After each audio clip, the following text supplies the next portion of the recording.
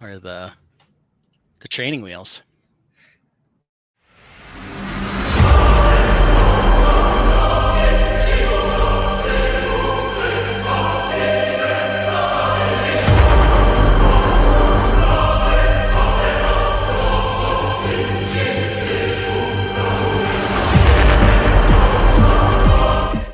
Hey everybody. Hey everybody. Good morning. Hey everyone. Welcome back to Think Outside the Blocks, the weekly podcast, the official Brick World podcast, where we talk about thinking outside the perceived rigidity of the Lego medium, and also teach you how to, or at least talk to you about and try to teach you how to think outside of your mental blocks. I'm having mental blocks from my brain to my mouth tonight. How are you doing, Ben? I'm doing super. I'm very excited for our special Shiptember episode. Yeah, so am I. You want to tell us a little bit about Shiptember, or should we bring in our special guest? Hey, Rob Claxton, how are you? It's almost time for the special guest, I have a feeling. A little bit of change this week. You can see we've switched to a different hosting service, and because of that, now the training wheels are off. I can actually change cameras and bring up comments and do all that crazy stuff. Which is awesome. I don't have to do it all myself. Monica Berry is here. Hey, Monica, welcome. So yeah, since we're using a new platform tonight, we've always had troubles as far as we've been going. You can let us know if we're having audio issues, because we were having some in the green room and we only got together 5 minutes beforehand to figure it out. So we're afraid there might be our infamous echo going. So let us know in the chat if you hear that. Say hi in the chat. Tell us you love us. Tell us you don't. I don't care. Just we're glad you're here. Glad to be providing you another week of live stream fun. So, Ben, I will leave it up to you. We sound good. Yes. All right. Good. That was a well-used 5 minutes then. Yes. Well, in 1 second here, we're going to add our special guest to the stream and hopefully have a little bit of fun, because I don't think you can talk about Shiptember without talking about a particular person. Let's add him to the stream here. There we go. Mr. Simon Liu, Cymox himself, entering the Think Outside the Blocks live stream for the first time. What took Hi, you Simon, guys how so you long? doing? All Yeah, right. right. Yourself? Well, we're just partying on a Sunday like we always do. And we've, one of the things we've tried to do on Think Outside the Blocks is change up what we do a little bit, add some segments here and there. And one of the things I asked about this week, since Shiptember is coming up, is whether or not you'd be available next week. You said, no, I've got something exciting going on next week, but I could do this week. So here you are to talk about a little Shiptember action. So let me, Lou, we've got some comments here. Lego Team B, excited for the fresh meat. And Monica Berry saying, hi, Simon. I like Ben being all over the comments. Yeah, and this is the, oh, I've been looking for this. Look what I just found. My special Lego Duster Makeup Brush 1.0. I found one of my dusters this week too, that goopy stuff, that you rub on the mock to get all the dust off. Charlie Kaufman is back as well. He says, good evening, everyone. It's not that I don't love you. I like you a lot. Well, we appreciate that. We like you too, Charlie. That's a little offensive. I wish he loved me. But I love ships and I love Simon. So let's talk a little bit about Shiptember. We have talked a little about Shiptember in the past, just showing a few of the various mocks that I've done for Shiptember. But of course, I'm not the only person who likes to build SHIP, which of course is an acronym. It stands for Seriously Huge Investment in Parts. Not an acronym any of us came up with, but Simon is a longtime admin on the Shiptember group. So I thought maybe I'd give Simon a chance here to talk to us a little bit about how Shiptember started and how to participate if you want to. Sure. So it started actually 10 years ago. This is the 11th year, or the 10th anniversary, kind of weird like that. But it was because are you okay, Mark? I don't know what I'm doing. I'm trying to spotlight you. And okay. There we go. Thank you. Yep. And how it started was I had never built a ship before. I've seen people like Adrian Drake or Chris Giddens and a whole bunch of people build all these wonderful large ships, which stands for, yes, seriously huge investments in parts. But the other kind of definition is it had to be 100 studs or longer. And I've never done one before. And I was kind of like this was like back when I first actually, around the same time I first met Mark and maybe Ben was Ben the year after 13? Anyways, 12. He was there in 12. Okay. So Yep. we should have met in 12. And I had this great idea about like I don't know how to build a ship, so I'm gonna make everyone else build a ship and post whips. This is unlike any other theme month or contest. There is a huge component of that to try to take work in progress or whips along the way, because very selfishly, I just want to see how people built these things.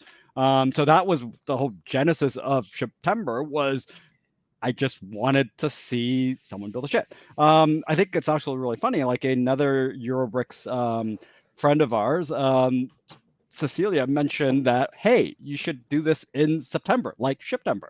Originally, it was going to be Shipril in April, but she suggested the better name, as well as that year was the year after the first time I went to BrickCon out in Seattle, and I had won the best ship for like a hangar.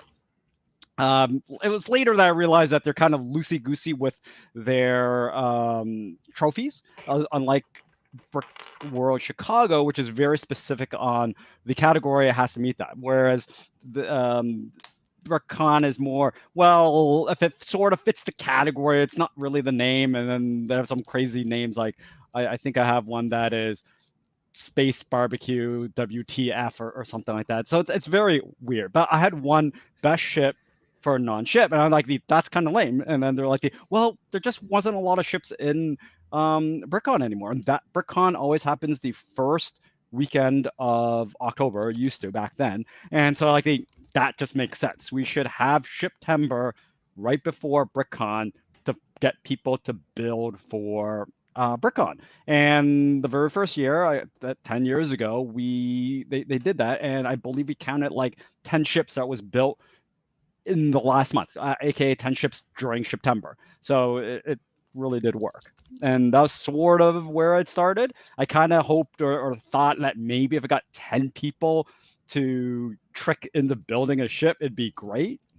And I think we had over 100 entries the first year. Like 100 people did it. Like there were people that did it in the first weekend or in the first day, in the first couple of hours, which were like okay, that's fine. I didn't anticipate that. But there are definitely people that did the speed run where they did 100 stud long, 2 or 3 studs wide, but they had fun, and that's kind of the best part of September. It's in my mind a personal challenge to see what's the best ship you can build in a course of a month, and if it's a 100 long needle, then good for you. Yeah, now look at this, Mark, going with the triple crop layout. Ooh. You got an ooh, Mark. Did you hear that? Put that on on the screen. Do we have a brand for that one? We don't, but I can make one. Oh man, we have make one. We have the boo. That's Mark's line, and you're stealing it, Simon. Oh. So there's not Ooh a or lot boo? of yeah. Ooh. Yeah, we. Ooh. Okay, I could be boo earns if you want. If boo you want. Earns. Are you saying boo or boo earns? I was saying boo earns.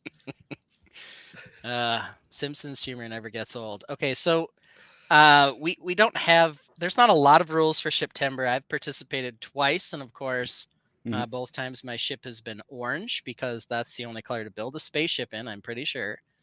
But the scientific fact. Yep, the few rules. The big one that Simon highlighted is the ship has to be built in 1 month.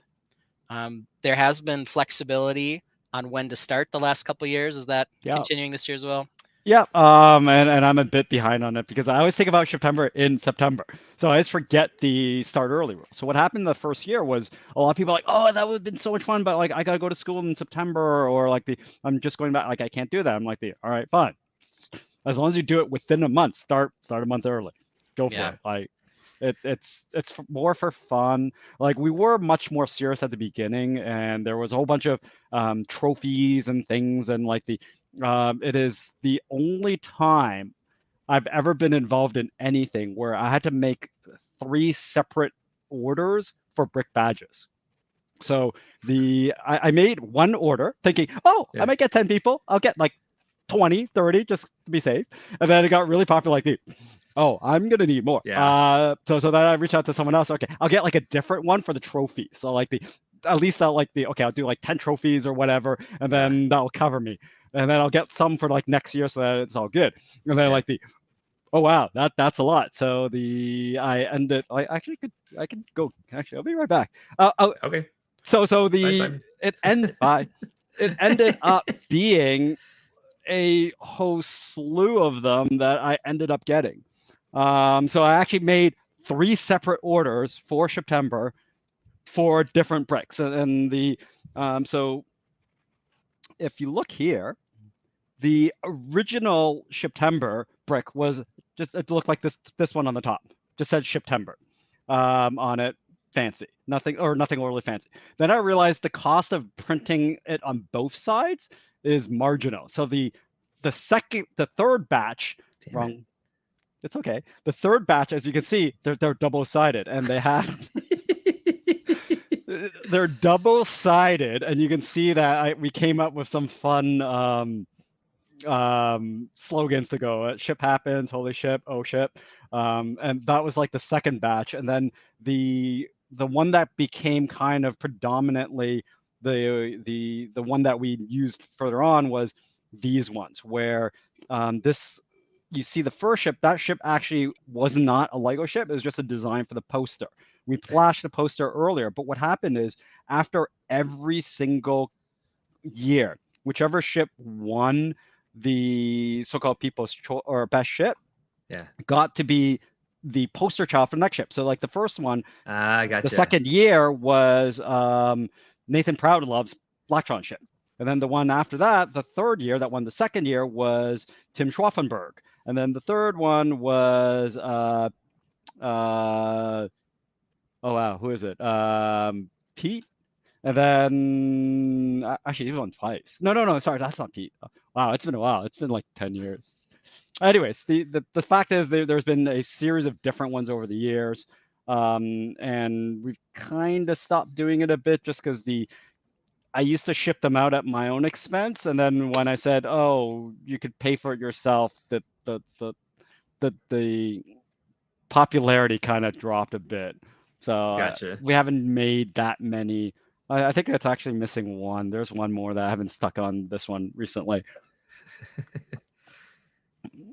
And then there was the 5th anniversary one that looked like a Saturn V, because I thought it was funny because it was V5, 5th year. Oh, there you go. I don't think I have any badges. But that's okay. That can be rectified. We don't have to worry about that at the moment. And look, I am still the guy on the left. You sure are. Lego Team B was teasing you here. He says 10 minutes and Simon's already gone rogue, but that's okay. We want to talk about Shiptember. That's what we're here to do. Lego Team B also said thanks for the background catch up, Simons. This is good. It's both. Good summary he's both telling you good talk and telling you to talk less. I think. I don't know. How? Very confusing. Running around the room, I think, is when he was going rogue. That's true. I can't do that because I don't have a Bluetooth wireless headset. mic. Yeah, you're plugged in.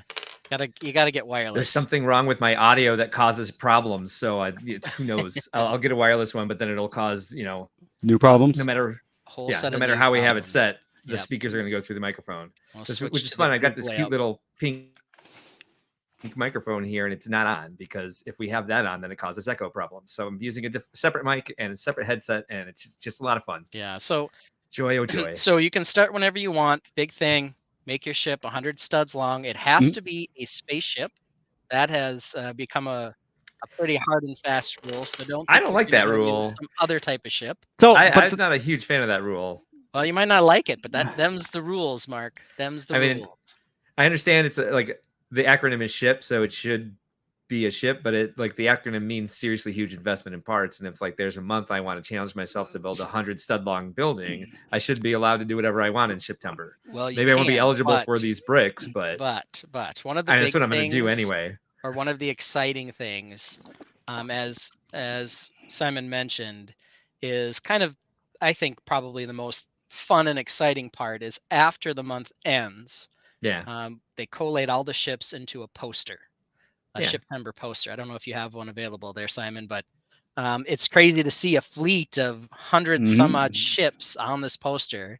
You can keep an eye out for your own ship in this giant fleet poster. It would look a little odd, Mark, if it was 99 ships in your Fabuland bus or whatever it is you made 100 studs long. Well, I wouldn't need my So- Fabuland bus to be in the poster. It's just like, but I mean, I think, you know, people can take it and run with it whichever way they want. And they just, if they don't meet the qualifications for all the extra stuff, then they don't meet the qualifications for the extra stuff. And they just have to be okay with that. You could certainly post in the Flickr and the Discord. You just probably won't make the poster. So I'm sure. Simon, your And- thoughts on that? No, and I think there's some people that have done that, and that's Yeah. reasonable. Like you do you. Like in Right. my mind, part of it is like you don't have to actually wait for September. You can do this whenever you want. I Exactly. personally like to do it because that's in the spirit of the original September to do it within the month within September. So Yeah. there's been times when I know I've been traveling or I've been busy, but I always stick to start on. If I do it September 1st and end of September. Last year was a bit crazy because I went on vacation for a week. Despite that, I still decided to do it, and it was volumetrically the largest ship I've ever built. And that was a last 48 hours. I'm not going to finish this, and screw it, I'm just going to do it. Thankfully, I think I had like a holiday right afterwards. So all right, I'm just gonna go till 5 a.m. or whatever, and just I barely finished it in the nick of time. I do think it's like if it is ship centric, Mhm. perhaps consider removing the idea of the acronym altogether, because that way if people want to participate, they don't feel like they need to spend a bunch of money to be able to be a part of it. They can just use any parts that Absolutely. exist in their So 100 collection already. stud is depending on who you are, 100 stud is hilariously simple or small or Right. ridiculously large. It depends on Right. who you are. I think for all of us, 100 stud is not that difficult, and I'm generally pretty at this point. I'm pretty fast as long as I know what I'm kind of doing. So Yeah. some of the times where there's two paths I do Shiptember. One where I actually have an idea, or two I really go into that work in progress and post for feedback, and I ask people, what should I do? What do you like? What don't you like? And then I actually have a group crowdsource the idea of how I might build my ship. And I think about a third of the ships I've ever built were along this lines where the people are just telling me, oh, you should do this. Oh, you should add this accent. You should do that. I'm like, all right, I'll do it tonight. right. And that's really fun too. But Yeah. you're right. It's not everyone has 100 studs, or even the ships are right. So there's actually something called Friendshiptember that they had also started. This is one of the Audreys, and they were 100 studs a lot, but people still want to do something so they made up Friendshiptember, where it's you build a friends type thing, kind of spacey. It doesn't have to be 100 studs. It's still in Shiptember, and that group and they're in my mind, to your point, it kind of moves on to that spirit of the communal build for something that allows them to be able to do that. Yellow X says, oh my god, it's Simon. Don't freak out. Don't freak out. Don't freak out. I'm kind of freaking out. Why? Not you. They're geeking out to see you. It's a star site. We have a real celebrity on for once. A real celebrity. I even saw him in that. I'm no offense to Nicole. Nicole's a celebrity. And all that. That's true. Pretty sure Ben's won more best ships than I have at Chicago. Don't tell anyone. I would venture to guess they were all orange. Somehow they were all orange. Yes. I think fewer people know Ben than know you, though. But we know Ben's builds. Well, and Nicole is here. Yeah, that's what happens when you tell an introvert he's got to be on a live stream. But it's exactly. it's okay. I can get out there when I have to. The other thing that I had recommended to Simon is we could create a secondary acronym, SLIP, slightly lower investment in parts that have to be under 100 studs to qualify. But it doesn't have the same pizzazz, I guess, as a ship. Some people have also argued the significantly huge investment in time. Well, we'll keep that one to ourselves, everyone. Yeah. But there is actually another challenge called Marchtember that is 99 studs specifically. And this happened, yes. And it had to be bright light orange. So teal had to be one of the primary colors. So it was Nick out in Denmark. He designed the Voltron set.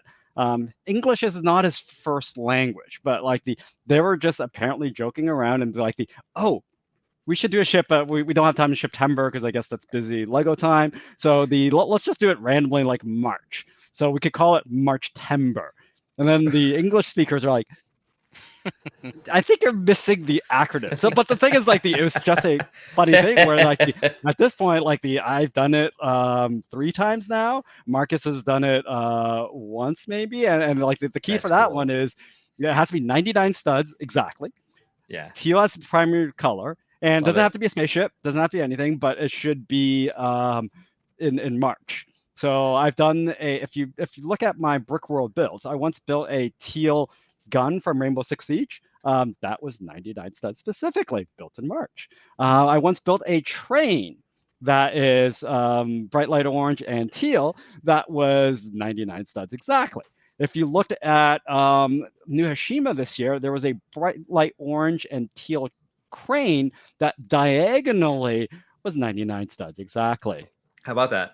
This sounds more like a meme than an actual contest. Oh, it absolutely is. But at this point, I think I'm the only one that does it seriously, but I have fun with it. But that's the thing. You could do it whenever you want. You don't need a full contest. It's good to have it. In my mind, these theme months and contests, why it's so important is for newer builders or builders that are stuck, that are they need a kick in the butt to get started, and having that that group that help you. So there is a Discord that I we do went earlier that you post the whip. So if there was encouragement of, hey, this is my build, I'm stuck or whatever, just the positive feedback. Because Lego is relatively, for the most people, kind of a solo endeavor. So especially when you tackle something like this, if you're not in a giant collab where you're posting whips and you're getting feedback and you build on that, if you're just building by yourself, you're just building by yourself. So occasionally not the praise or the endorphin rush when you post something, but even these little segments or chunks of the daily progression or whatever you post or whenever you can get on it, you see what you've been able to accomplish. People see that and you get that encouragement. It's a really nice kind of community vibe there. I love the community aspect of it. I mean, that's fantastic, and we're all about that here. That's clearly is here, right. Yep, Don's here. She says, "Oh, you said ship in a bottle," which is she's referring to one of her own mocks. Which, if you go to any of the Brick World shows, you will see it is definitely a fan favorite. Oh, you said ship in a bottle. You can imagine what this creation is about. We got Brud by Yellow X says he's been following Simon's builds for years. And he said, I'm sorry, he said years. Years. I can't read that as years because you didn't lengthen the E and the A there, buddy. That's Mark's, and Monica Berry says, now we know Ben, and he's our new best friend. So see, Ben, they love you anyway. They'll make sure they get starstruck by you when they see you on screen from now on. So anyway, I think that's part of why Shiptember is special for Mark and I as well, because of course that's what we're trying to do on this live stream, is encouraging people to build. I took the posting whips part very seriously when I did Shiptember. Sometimes what you see are all of a sudden just a stream of ships coming on the last day and you didn't see any of the work in progress. For me, each time I've done it, I've made sure to do a lot of work in progress photos because it's fun and it does allow people to see how you're doing it. In fact, a couple other things too, when we were in lockdown and doing the Brick World virtual shows, I did a how to build a ship I remember. I was there. segment from Mark. So you can find that here up on YouTube. It is on our YouTube channel. Yes. Yep. It's a great presentation. See that thing. And I actually have the ship that I built. I think it's technically not quite a ship. It's a little less than 100 studs. Yes, I'm glad you spelled grammar correct, Lego Team B, as well. That's always one that gets me good. Yeah, September sounds fun. I think September's right around the corner, and I'm only going to be out of the country for 1 week of it. So you could probably get it in there. I've got a bunch of French sets sitting here just in case we do Closet of Shame tonight. Oh, we're gonna get to Closet of Shame. Good. Because there's no way to know somebody more than Closet of Shame. It's one thing to hear Simon talk for 20 minutes on a 25-minute live stream. It's another thing to see what he's got in his Closet of Shame. That's right. So I warned Simon we'd be doing it, and I think we'll move on to that here in a little bit. Oh, look at what this! I picked up when I was in Virginia. Thank you, Dale. I don't know if he's watching. So I don't I don't understand why there was a picture of this in the Discord. I mentioned I had no idea what it was, and Dale, who is coming to Toronto for Bricks on the Six, bought me a bag, but he forgot to get his passport renewed. Uh-oh. He what? You need a passport to come to Canada. I know. Yeah. But I'm just saying, like, how do you travel internationally? But oops. Dale. But Dale made a certain Brickworld master lug a giant bag of these to Toronto. No, sorry, not lug. Fly with a giant bag of them. And okay, I got a bit like I was like, pretzels, how good could they be? They're actually really good. I'm actually good. And the Canadians, majority, like I don't know any of the Canadians that ever actually had them before. They're like, excuse me. No worries. We totally understand. In the meantime, Lego Team B said, oh, cosplay. Closet of Shame play. Definitely happening tonight. It is. And I've actually, I get random photos of Dale with people lugging a bag of dots. Yeah. And he always manages to stick his face in the picture, and then I'm like, you're ruining the picture, Dale, but it's okay. We need a gallery of like just people at cons with bags of Dots pretzels. Yeah. Okay, so is this actually a Dale thing? No, not at all. Dale just kind of picks things up and runs with them. This is definitely a Ben and Mark thing, but like, we're definitely bringing this company some money now throughout the community, like the AFOL community, and we're not seeing any of that sweet Dots money yet. We're not. We just aren't. I also got the blue one. I don't know if that one's better or not. Oh, what did we name him, Ben? We named our cute little snake Dorothy. Oh, really? Why? How did that happen? Pretzels, of course. Oh, that's right. That's right. Yes, so I was here for mascot, that. One of our mascots for our show, Dorothy the turtle snake. That's Ben's amazing. personal wearable avatar. He made that during our set section. He did the Madame Tortuga's Miss Tortuga's turtle food truck van thing. That's the name of the set. That's precisely it. And he made that during the live stream, and he can wear it on his hat. He can wear it. He can probably wear it on his collar, around his headset. I don't have one yet. I haven't made one. Show up. Working on my spirit animal. Yeah. Yeah. So I understand you guys have further demonstration on how Shiptember works and kind of how to get started and stuff like that. Do you guys want me to talk about our sponsors while you set up your cameras? Sure.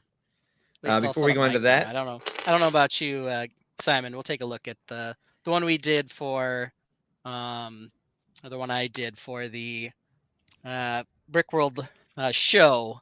And if you've got something to show too, that's great. Otherwise, we can take a peek at the inside of this one because it has showed up on the stream before, but now we're going to dissect it a little, this little mock, because I'm planning to make some changes to it anyway. So I can set that up if you want to cover our sponsors, and we'll go right to it. Absolutely. Let me find the right screen. This is difficult. There we go. I am now sharing my screen. Am I? Because it looks like my face. Heck, there we go. Now I am. I got All you. right. So before we move on, we got a couple of comments in there about the dots. Echo Buns Baby and Company says, I'll take pictures if everyone shares their dots with me. Lego Team B says, well past due to get some of that sweet dot sponsorship coin. I 100% agree with that. Joelyn Child says, Miss Castillo's turtle van. I mean, That's exactly what I said, Joel. And thank you. I've got a special Closet of Shame segment tonight that's going to focus specifically on one of Joel's favorite themes. Let's talk about some of our sponsors. We're coming up with coming close to Brickworld Grand Rapids, September 22nd to 24th. If you are interested in participating in the show, either by vending, by displaying, or by sponsorship, go ahead and join our Discord. The link is in the description of this video, and you can be part of our show there. I'd be more than happy to have you. There's plenty of room left. One of our sponsors there, one of our signature sponsors there this year is Bricks and Minifigs Grand Rapids. If you're in the Grand Rapids area, you have a Bricks and Minifigs store. Check it out right there at 2927 Breton, I'm not sure. Whatever that road is southeast. You also have one nearby in Kalamazoo, who's also another one of our signature sponsors for Brickworld Grand Rapids this year. They are also nearby at Oakwood Plaza Shopping Center at 1926 Whites Road, Kalamazoo, Michigan. Interesting name for a road. As always, we appreciate our friends at Superhawk Bricks. They are part of the Brickworld staff now, and you can meet them at Brickworld Grand Rapids. They will be running the interactives along with D's Bricks. You can follow him on TikTok as well. He's been working pretty hard to get those sponsorships that I just talked to you about. So he's been working hard for us as well. And we probably have some more announcements about some exciting sponsors coming towards Brickworld Grand Rapids this year. Typically, I am wearing my ACOB shirt for a couple of Brickheads. They have a live stream on YouTube on Thursday nights. If you haven't checked them out yet, please do. I washed my shirt and it shrunk a lot, so it was not appropriate to wear on the live stream tonight. So those are our sponsors. We hope to have a lot more to talk about. Once again, we're glad you are here. Thank you for joining us. We are going to move on to Ben and Simon talking about how to get started with Shiptember and how to get started building perhaps your first ship. But in the meantime, if you're liking what you're seeing and you love Ben, your new best friend, please hit the like button and subscribe to us here at Think Outside the Blocks on the Brickworld official YouTube channel. All right, if you want more screen room, you can go ahead and drop me out of this entirely. I don't have any ships here to show. Sorry, I can do it. I now that I've got the controls, danger zone here, I can push the buttons here. So let's put this old guy up here on the solo. Look at this, a second camera, all kinds of craziness going on this week. This camera is fantastic. I have never seen one of your creations in such clear resolution. Yeah, now that I can get the 1080. Have you never seen it in person? HD, I mean that. You know that. But isn't this resolution better than my eyes? I don't think that's how. Anyways, let's continue. I'm pretty sure that's exactly how it works. Come on. So here, first thing we've got here is a stud measuring stick. You can see that we've got 1x10s in black and white, so you can see where 100 studs is. You can see this one actually is a little short of 100 studs. The key, of course, when you're short of 100 studs is pretty easy. You put a big spire on the front until you get there, right?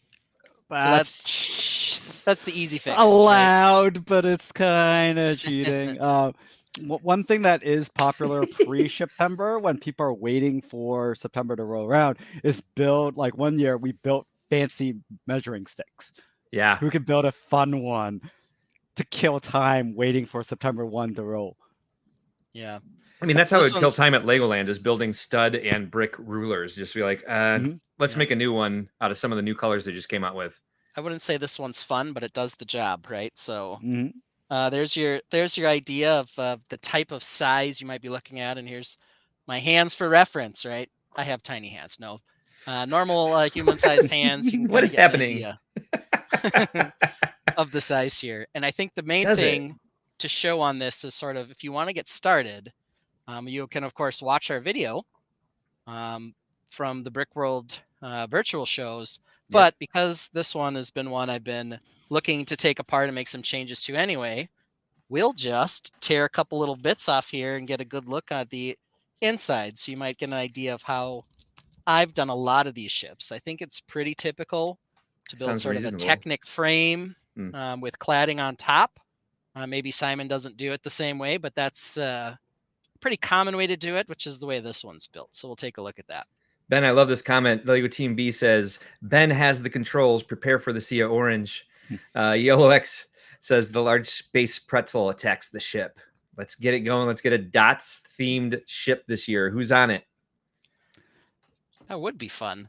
Uh-huh. You could do all the colors from the bags. You could do, of course, our favorite, the classic Yeah, one red for color, each. but you could also go to that delicious purple color, limited time flavor, no longer limited time flavor, cinnamon sugar dots if you Seems to wanted be to. with us forever. Yeah.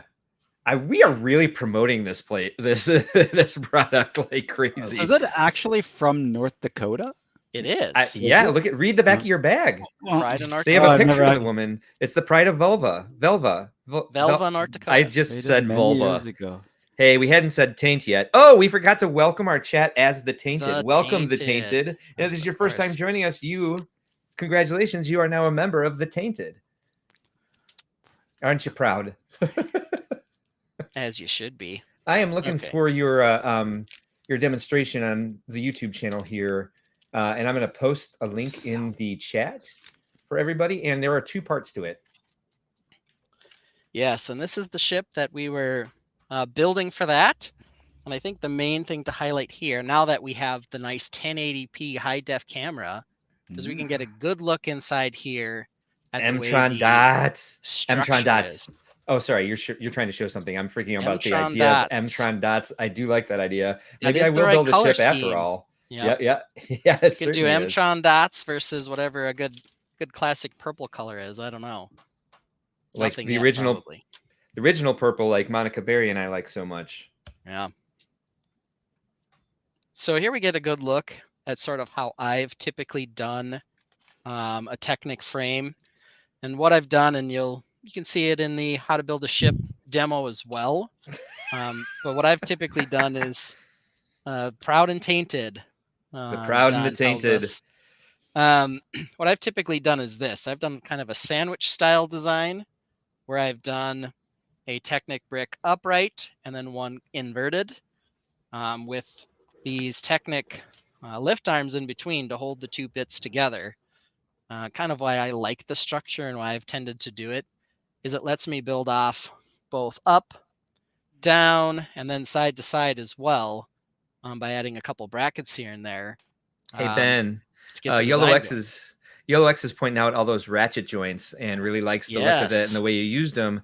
With your new favorite ratchet joint, you might be able to remove some of the ones from your older mechs and make a lot more ships if you're going to keep using this technique for that.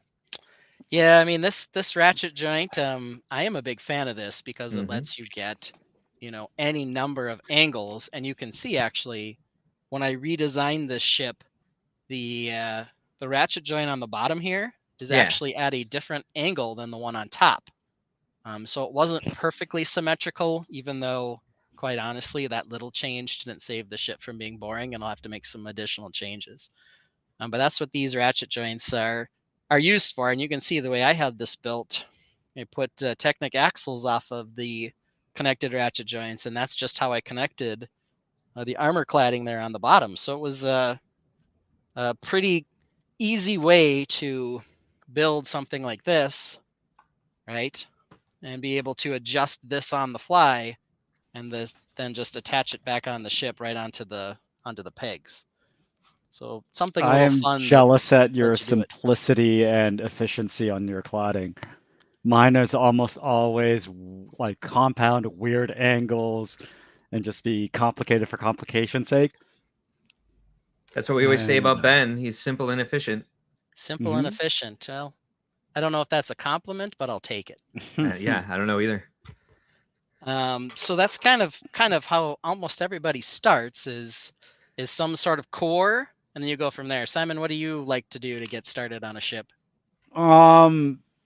Similar. I usually have not the same core. I don't necessarily go up and down like that. I can if I need to. Though I do notice that the fact that you have the studs down, there doesn't seem to be any stud reversals on the bottom of your ship. They still seem to be studs up or snotted sideways. In this case, they're snotted sideways. However, that is not the case for every ship I've done. Mm-hmm. Several of them have built off this bottom and had a tiled underside.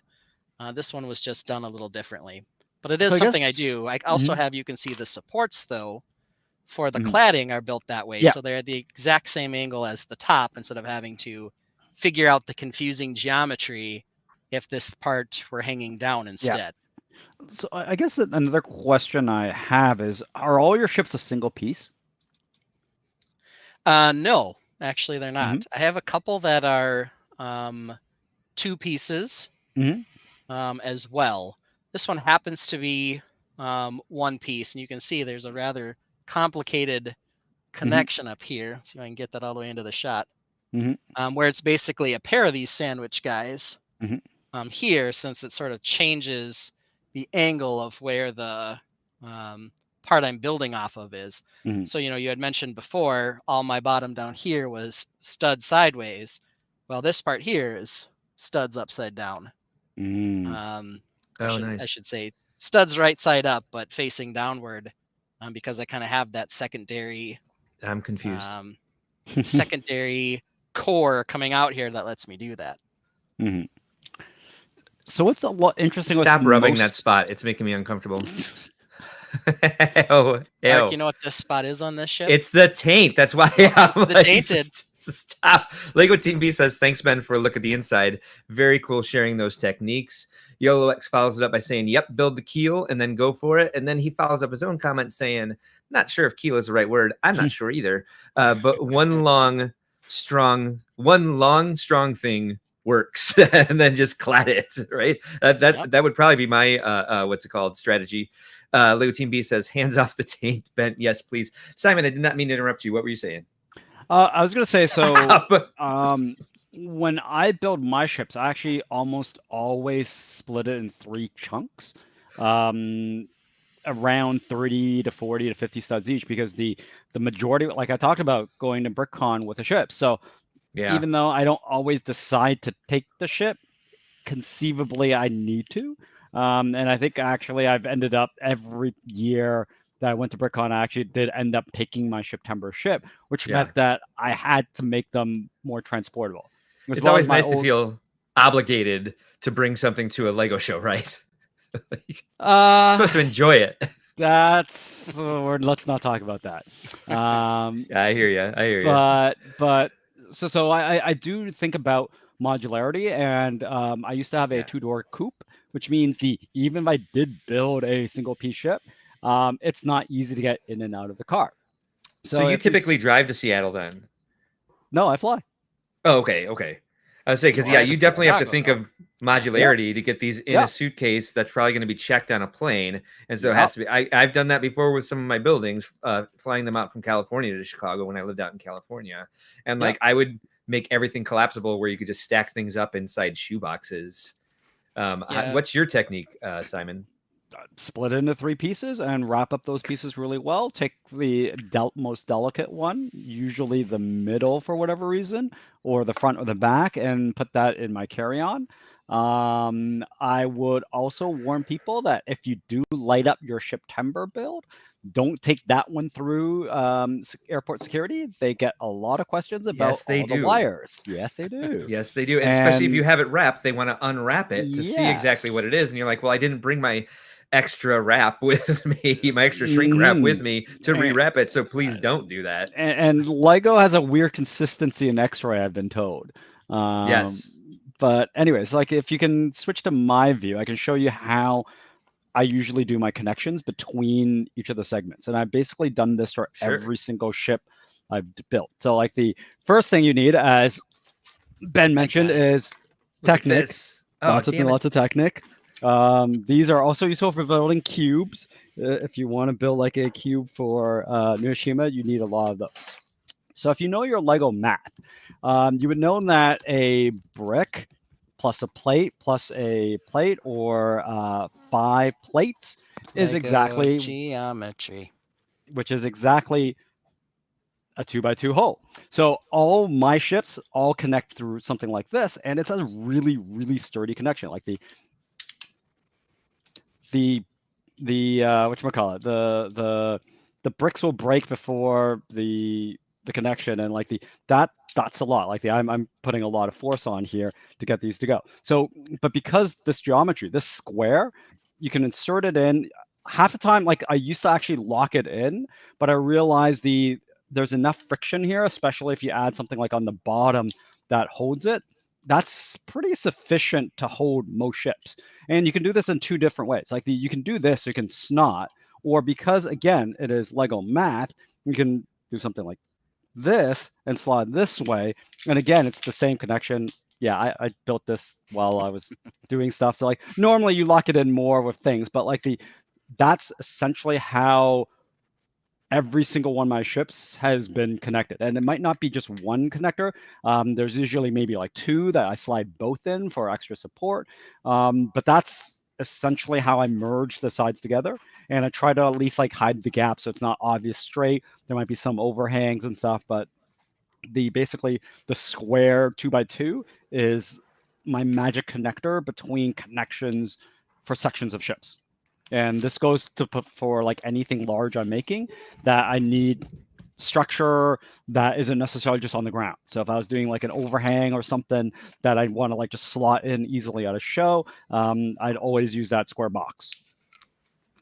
So Simon goes with the efficiency route. I just go with the get a bigger car route. But that doesn't work for everybody, right? The irony is I did actually get a new car in 2020. It was the pandemic year, so I was like I'm not going anywhere. So I finally built a ship that had a single long 120 odd long keel. I don't know if that's the right word either, but solid structure. But I still made it split in three separate ways in the worst possible way ever, where it was three solid ships that connect together. Jeez. Yeah, I'll bring it next year. You can see it. That's typically what I've done too. When I've done multiple parts, it's because they're actually functionally separate. Like they're meant to be able to come apart as opposed to just part of it being a building technique. Mm-hmm. But yeah, I mean it's fun, right? To do it however you want to do it. So yeah, I mean there's different reasons to make it modular. As I was sort of showing on this guy here, I always do the cladding able to come off so that I can transport it. And as you had just mentioned, right, lighting is also a big thing, especially if you're going to go to Chicago for World of Lights. Right. I usually like to go with fairly realistic exterior type lighting, but having a nice big empty hole in the middle allows you to wire up lights a lot more easily. The big key always, though, I'll always tell anyone who wants to experiment with lights, make sure two things: you can get the battery on and off, right? You can reach the switch without taking the whole thing apart, and you can get enough access to change the batteries, because you're probably going to have to do it at least once during the weekend. Smart. What's your lighting solution of choice, or is that stock Lego? This is not stock Lego. This is Life Lights. I know they've been at Brickworld in the past. I don't know if they're still super They're active. there every year. He's there every year. He sponsors World of Lights. Mm-hmm. And so that's what I've used. You guys aren't aware of who this is, I will share my screen with you. You guys should go to this site right away. He's got a lot of really really unique Lego lighting items. Make sure I get the right screen. I do. And there we are. Life Lights. He sponsors World of Lights. He builds that really cool World of Lights award every year for everyone. Coolest trophy there. Well, sorry. Oh, well, official I agree. Trophy. Coolest official trophy. Oh yeah, good point. Yeah, coolest official trophy. Which if you don't know why Simon's differentiating, it's because people are encouraged to bring their own awards, make their own awards for people. Just kind of it gives a way to like keep supporting the community, keep being community minded. Make your own awards and bring them for people, and maybe for categories that are not always recognized, or for people that aren't recognized. I got this really cool. I see you, Ben. Give me a second. I got this really cool thing on my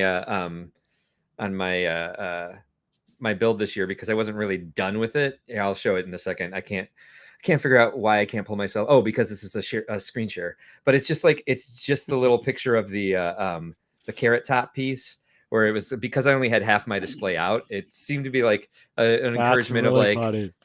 It's a great start. It definitely has room to grow. Thank you, Ben. So yeah, it's something like this. Let's see if I have any other sitting around here.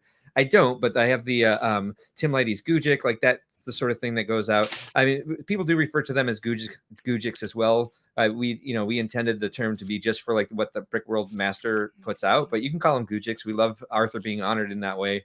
Leave a Gujik or a small trophy, a token of your appreciation. Get engraved bricks to say what it is about what you appreciate about them, and kind of help spread the love, because like I know people really covet, for lack of a better word, the Brick World Awards.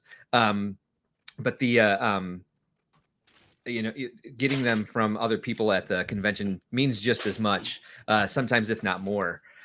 So again, here is the Lifelights website. I mean, he's got a lot of really good starter stuff. I mean, you can see here, this might look a little complicated, but just go through his all of his different categories here and see what there might be that could really enhance your Lego mock building, because it's got some really easy way to add lights to your creations. I know a lot of the time I just use I throw in those battery operated candles inside the buildings that I am bringing, but this is a much more sophisticated way to do it.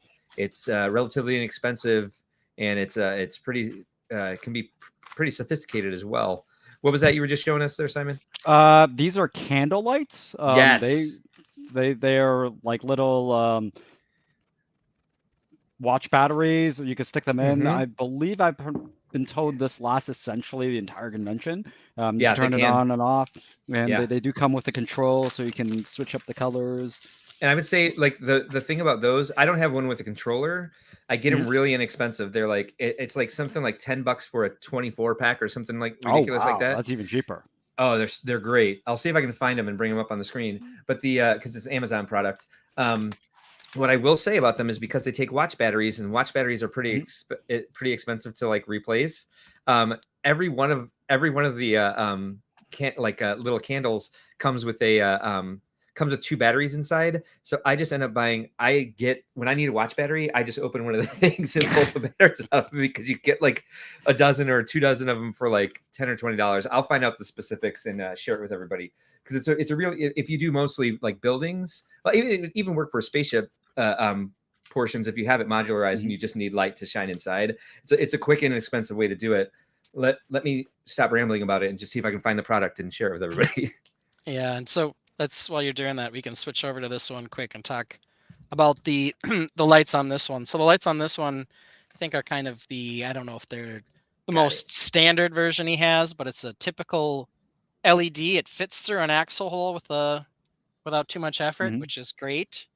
And it'll pop out the opening on a headlight brick, for example.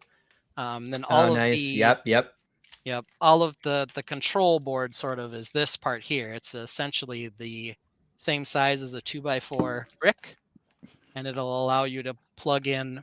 It's technically 8 lights, and then a power source down here where my thumb is, and then there's a second one next to the power source, so you can daisy chain multiple lights together. You can see I actually have 2 sets of these in here. There's one here, and then one back here by the battery box. And then the battery box for this one actually uses AAA batteries. 2 AAAs, and it's back here by my finger. The guy who owns the company is a guy named Rob Hendricks. And if you're at the show and like your soldering point breaks on one of his lights, you could bring it to his booth and he will fix it for you. I mean, because like solder points, no matter how well you do them, are going to break from time to time. But if you bring him one of his control panels that's not working, he will repair it for you for free, because he's a great guy. He's very supportive of the Brick World community, has been from the beginning. Monica Berry has a comment here. She says, I don't like saying woot because I feel like I'm too old. But she says, woo, I guess. Finally finished fighting with the last Technic lift arm on my Tales of the Space Age set. Oh, you know what? That reminds me, Ben. Not only the headlight bricks do those life lights fit well through, any Technic beam and the half pin, they fit perfectly into a half pin. And then if you're using like some of the lift arms or like different like 1x2 at different angles, you can get a lot of different angles from those and get a nice arrays built depending on where you want the light shining. You can do some really specific stuff with how convenient that is to fit through like an Apollo stud. So you can see here, that's how the lights connect on these. So it's a headlight brick on one side. And then on the back side, I use an Apollo stud, mostly because that just gives it a little more grip. That's not necessary, but it keeps it in there nice and tight. So that's what I've typically done. That's really cool. Focus wasn't too bad, but thanks for sharing all that technique tonight, Ben. That's like, yeah, that's gold for everybody. See, it's nice. It's nice when you're like, when you find an introvert who can find a way into the community to like help other people out. Monica Berry says, I just used spotlights this year and Richard Board helped me out with some fairy lights. Fairy lights are really effective. I mean, honestly, talk about an inexpensive way to, what's it called? To light your creation is just wrapping fairy lights around the interior of it. What are fairy lights for the Canadian in the group? Have you ever just seen it? They're more or like less a string Christmas of lights. Okay. With a smaller Gotcha. kind of bulb. It I doesn't have really have a some bulb. They're just right LEDs here. on the ends. No, on the so it is a string of lights basically, right? Yep. Okay, yeah. Is, So yeah. so what's funny was in Chicago, we were for New Hashima, we were very well figured out on lights. In Virginia, because we reset everything and we had Battery's almost dead. a bunch of people wanting to show up for cubes and missed the memo of the every cube must be lit. I had to go with Jillian to Target and do a Hawaii shirt / lights run. We're like we need lights. They have some good ones at Target. They did. They really did. Yeah, I was actually, and they're like so crazy. it was yeah, like and $10. It comes over. Yeah, it comes over remote. Like it was. You can program lighting in them, and they're like $20 or so a piece. Used on the No, Party they were Dead. cheaper. We used that. We used quite a few of them. Yeah. No, I was actually really happy. Like because I was very like, what type of lighting could I possibly find? And like I found, I guess they're called fairy lights, and like we just like shoved them in and we wrapped them all around. We changed the colors. It was actually pretty good. Like, and again, if you're, oh, go ahead. Sorry, Simon. I was gonna say like if you're ever like. So unlike Chicago, there were no actual lighting vendors at Brick Fair that we could find to get anything. So like we had to go like normally like between the Rob, or I think the third one's also Rob. All the lighting people are Rob. Right. There's always good. Right. There's good lighting options in Chicago, but sometimes you need to go and like the brick stuff. That's the other one. Yeah. Yeah. So if you guys are Rob. curious, just to let you guys know, this shirt over here in the bottom right hand corner did not fit very well. I thought it would. It just it wasn't right. Especially it was not age appropriate for me. It's not made for an otter, right? It's not made for a 46-year-old otter. Yeah, actually the neck was really, really tight on it. Kind of like my ACOB shirt after I washed it. So this is the 24 pack. It's $16.99 now. But still, you get 24 pieces. They've got two watch batteries inside. They will work off one. So if you need a watch battery for something else, you can pull one out and they'll still work. Or can you stretch it out to twice as long by taking one of the batteries out? Exactly. Just have it and then have a bag of the batteries ready in case. And by the way, the watch battery lasts forever. You can leave it on all weekend and it'll be just as bright. They got different colors. They've got a multi-pack. They've got, again, we're promoting companies that we're not getting any money from. They are apparently submersible as well. Apparently. Yes, absolutely. So let me see. I'll look for the fairy lights I got too. But here, let me see if I can figure out how to spotlight my damn self. So this is we did an underwater layout. Is Alex near here tonight? Do we have Hawkeye Lego Man? Is he gonna hit me up with Fabulantis? Because this was part of the underwater layout I did. The battery is almost dead. By the way, this was from 2019. And so for it to be almost dead, but I wrapped it. So I built a nudie branch train. So you can see, like, I put it through, again, transparent headlight bricks and kind of wrapped it around. No, nothing here is Duplo. What looks Duplo? 2x2 trans pink brick. That's just a plate. It's just a bunch of plates stacked up. It's the 1x2 trans dark pink. Oh, Simon, that reminds me. I wanted to ask you what color teal is by the Bricklink catalog, because I would love to. I turquoise. Or or can I make an Can I make an exciting announcement? The brick badge color for 2024 is dark turquoise, and I'm just about done. I am a huge fan of teal, dark turquoise or bluish green, whatever Lego calls it. Right. I'm trying to build a sci-fi city right now, and I have like kind of a gradient, and I chose dark azure. I hate saying that word. Dark azure. It just sounds weird. Blue, dark blue, dark purple, magenta, and pink. And the amount of pieces, like I love dark azure a lot, but I've bought so much of the turquoise, the dark turquoise, because give it to me. You don't need it. I guess I really love it, but they don't make a lot of pieces in the dark azure, which is somewhat annoying. Oh, we're behind on some comments here. I do apologize. Monica Berry, did we get this one? Yes, we did. Gold, Ben, gold. What are we talking about here? We weren't talking about Yellow Castle. I know that much. That's all I hope not. I hope not. Oh, that's right. Last week they insinuated that it was perhaps gold, which would probably be like the pearl gold or whatever it is probably my second least favorite Lego color after yellow. Well, hey, I want to bring something up. We missed something, and I did manage to get that comment up there for you, Mark. Now that I can, thank you. Click things on my own. We did end up convicting Yellow Castle last week of its Hugh Breddick statement, but we never rendered judgment or made it receive its punishment. So of course, shall we now? Here it comes. Here it comes. Boo. Are you saying boo or are you saying boo earns? I was saying boo earns. All right, let's all boo the Yellow Castle except for the roughly 49% of the tainted that voted not guilty. YOLO wants to know. I think I've got to pull my YOLO's crying. But YOLO wants to know how much is bail for Yellow Castle? $300. We said that $300. last week. Yep, that's what it was. All right, well, I'll get you a QR code to Venmo me $300. Yeah, we will use it for the live stream. Before we move on to our closet of shame, maybe we can throw up the banner one more time for Shiptember. Here it is in the middle here. 1 month, 1 ship, 100 studs.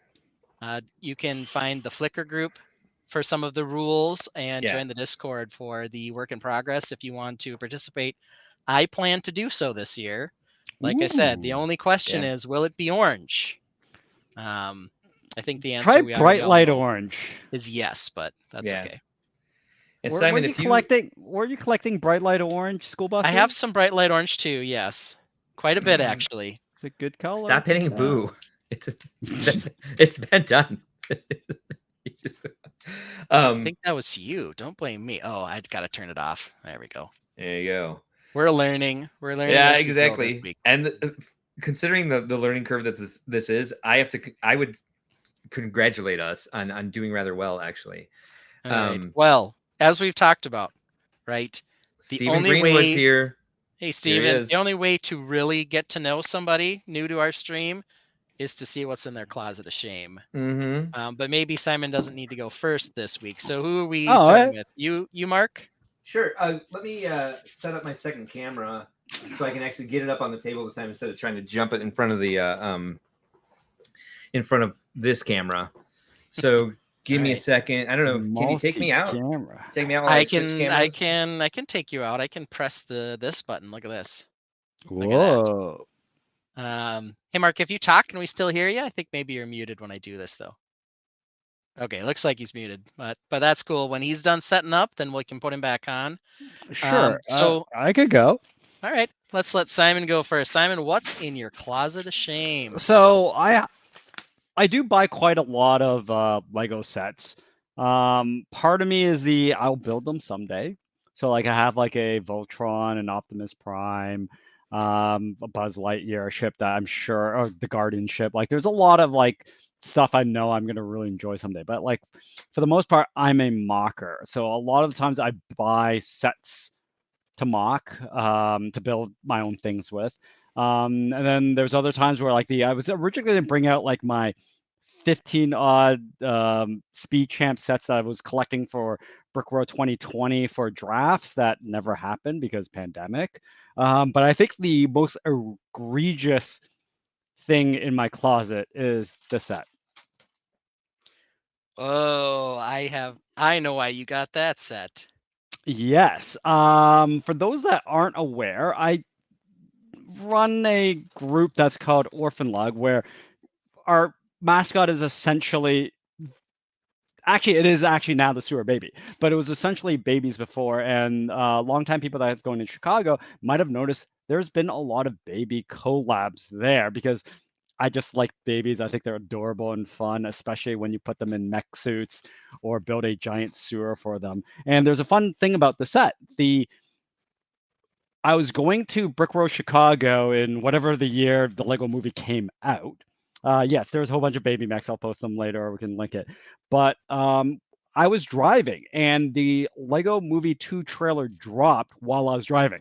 And everyone else in the car but me was like going bananas over the trailer and I was driving. So I couldn't watch it. They're like, oh Simon, you're gonna love this part. And when we finally got out of the car, it was that one little scene about, hey, Lego, oh hi sewer babies, and that's fantastic. That is totally my thing. And I'm not usually one to talk to Lego designers about their work. I treat them as any individual that whatever. We don't talk about my work. I'm not going to talk about your work. But it's kind of like so is there going to be a Lego baby? And they're like and if you ever read the specific designer's notes on this particular set, it was something along the lines of the very strong reaction that he had at Lego convention. That was kind of the purpose of it. This was wave 2, so it wasn't actually part of the original wave.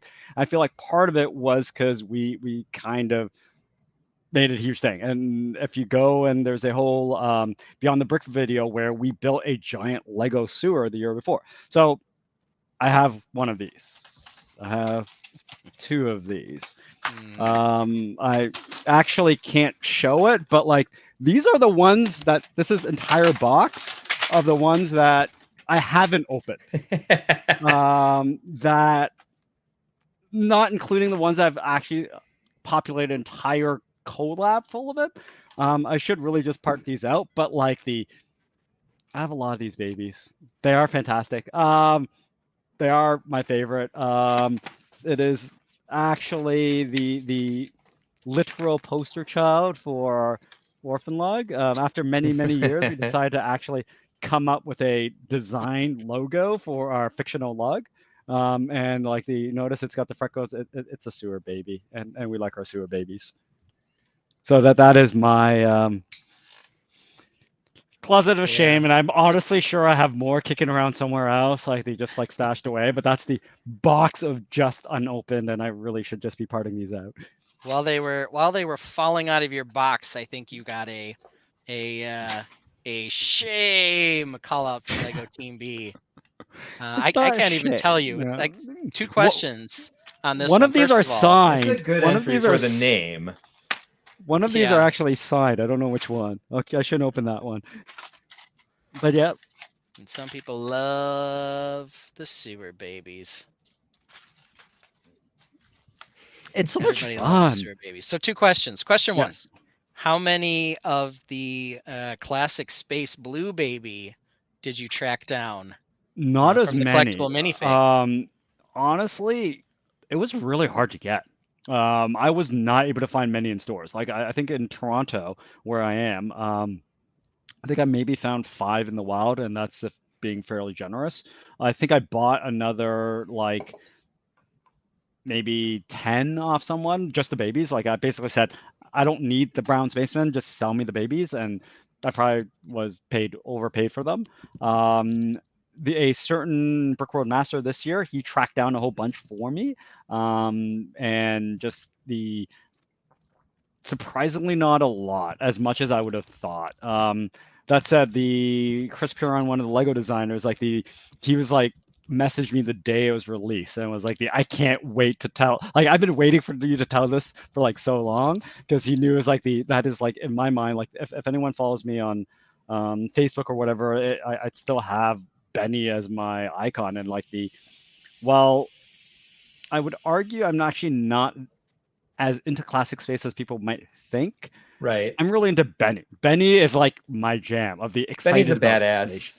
But Ben, he's so definitely endearing. like, you could treat that guy as Baby Benny though, for sure. And his no, Baby he is Benny absolutely friends. Benny, but like Yeah. I feel like I resonate not as the classic space guy, but I resonate as a Benny, where I'm just excited about spaceships and space and all that other stuff. So like it was absolutely hilarious that like they made I would almost like I should change my logo to like the baby Bendy or space baby, but like that is my jam.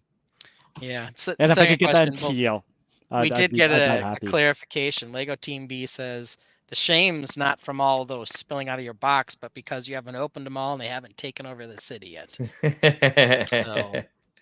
So that's okay. It's taken over. It's taken over a sewer before. That's good enough for me. And I think the second question from me is, is that the set that you've army built with the most? Is that your highest buyout? By quantity? That's a good question. I know for me, it's definitely the Classic Space Army Builder with the 4 Classic Space guys. I've got probably, I don't know, 30 of those sets I can see from here. I wish I bought more of those, but I think you're right. I think that's probably in terms of units. Yeah, I think that's the most. Yeah, I think before that, it might have been actually a castle set. Some of like the was it the Kingdoms castles, like when those came out, like that was like the prime of when I started building again, and like so I have quite a lot of Historica. That'd be a great episode someday to have a retrospective on the guilds, but maybe we'll invite you back for that one someday. Why did you have 2 space guys run the Historica castle thing? Like I don't know. I never got it. Hey, Simon, if you don't mind, would you be able to drop the Discord address for Shiptember in the in the chat? I can absolutely do that. That's a lot of typing. That's a lot of typing. Yeah. And that's the it is in there. Yeah. Oh wait, can I drink or can I post links? I think you can chat. Can you drink? Interesting. Can I? What? Yeah, actually, Charlie exactly. It's 8 p.m. I'm actually having one too. You can drop the link in the chat. If you private message me the links, I'll add them to the description too. That way, anybody who watches this later can join it directly from the link in the description as well. You can absolutely do that. All right, so I think Mark, we're ready for you while he's working on that. We've got. I love Shiptember night. By the way, I mean this has been a great the comments got ahead as soon as I turned on my camera, so I do apologize. So make sure we call those comments out. But I do love the episode tonight because it's so community focused and it's so different from what we normally do. And this is what we're all about. We're about things that are happening in the community. So we should make ourselves a little calendar, Ben, of some of the other stuff that happens in the community this way. So this is going to be a little awkward because I'm not using the microphone on my headset. So I have to face the microphone on my screen. And so I might be trying to reach back here from time to time to like do something, but I'll try to keep my head face towards the camera at all times. But you guys are likely to have me go in and out audio wise. But I brought this out because I have cannibalized this set without building it 1,000 times. And I was really excited about the set. During the pandemic, I did a review of the Lion Dance. And I ordered this one at the same time because I wanted to do a review and an alternate build. I was excited about it. It's a cool set. But I, of course, found it through the shop.lego.com catalog. I did not buy it directly from a store. It wasn't easy to go into stores at that point. And I think a lot of the Lego public, we've talked about this quite a bit so far, but I want to make it part of the stream tonight. I want to talk about exactly what happened to the hidden side and why an amazing line didn't do very well. And they had to chop it halfway through their third wave. And so let's just look at this and see. Let me just ask the chat. Let me ask the Tainted, and let me ask Ben and Simon. What do you get in this box when you look at Yeah. this? Yeah, I think this is, kind of what we've talked about a lot, Yeah. is that the colors are obscured by the whole augmented reality part of this. And so you can only see really like a quarter, less than that, of the actual set and what it looks Right. like. Right. What's the back of the box look like on this one, All Mark? right. Because that I was was going the to other get to that. issue that I Yep. had with these two, is that, well, okay, maybe one side kind of has What? the virtual augmented thing. The back side's better, Yeah. but it's really showing or highlighting the monster version as well. It's ruining the Um, layout of our StreamYard screen for me because it looks like we're splitting the spotlight screen into, and I'm confused about what I'm seeing just on my own, even knowing that that's my own Lego build table here. yeah. And even if I solo you, it's still just trippy. And because they decided to show the monster version of the high school on the back, you still don't know what the Mega Block is going on in this at all. And every like the main pictures on here, everywhere your eye is drawn, has a phone in it, and they're trying desperately to show you those added game elements of the augmented reality aspect of Hidden Yeah. Side. And And let me tell you, this is an amazing set with a lot of really great pieces. and they do call out that, Yeah, good point, both of Stephen them are Greenwood. on the box at one point, but it's Yeah, quite small. right. Down there at the bottom. The other issue I have, And there's a full this entire area here is like it shows you the front and back, and then it shows you some interior shots, and they're trying to show you way too much. What was the other issue you had, Ben? yeah. Sorry, So didn't when mean you to flip the interrupt. box, that's okay. We talk over each other. It's Yeah, we much do. better, I'm gonna say, this week. The other, I you know agree. what? We didn't even talk about that. I'm gonna highlight myself here and say we've got to thank Z's spouse. She was the owner of our internet account, and I told her I wanted life without limits, and so I needed to send her, and she drug me with to Xfinity to get higher upload speed. So we Ooh. are Right? killing it this week. Not only do we have higher quality video, this camera's not as good as the one I show the mocks with because no one wants to see my face anyway. Not only do we have better quality video, but the audio much more in sync, far less talking over each other. Yes.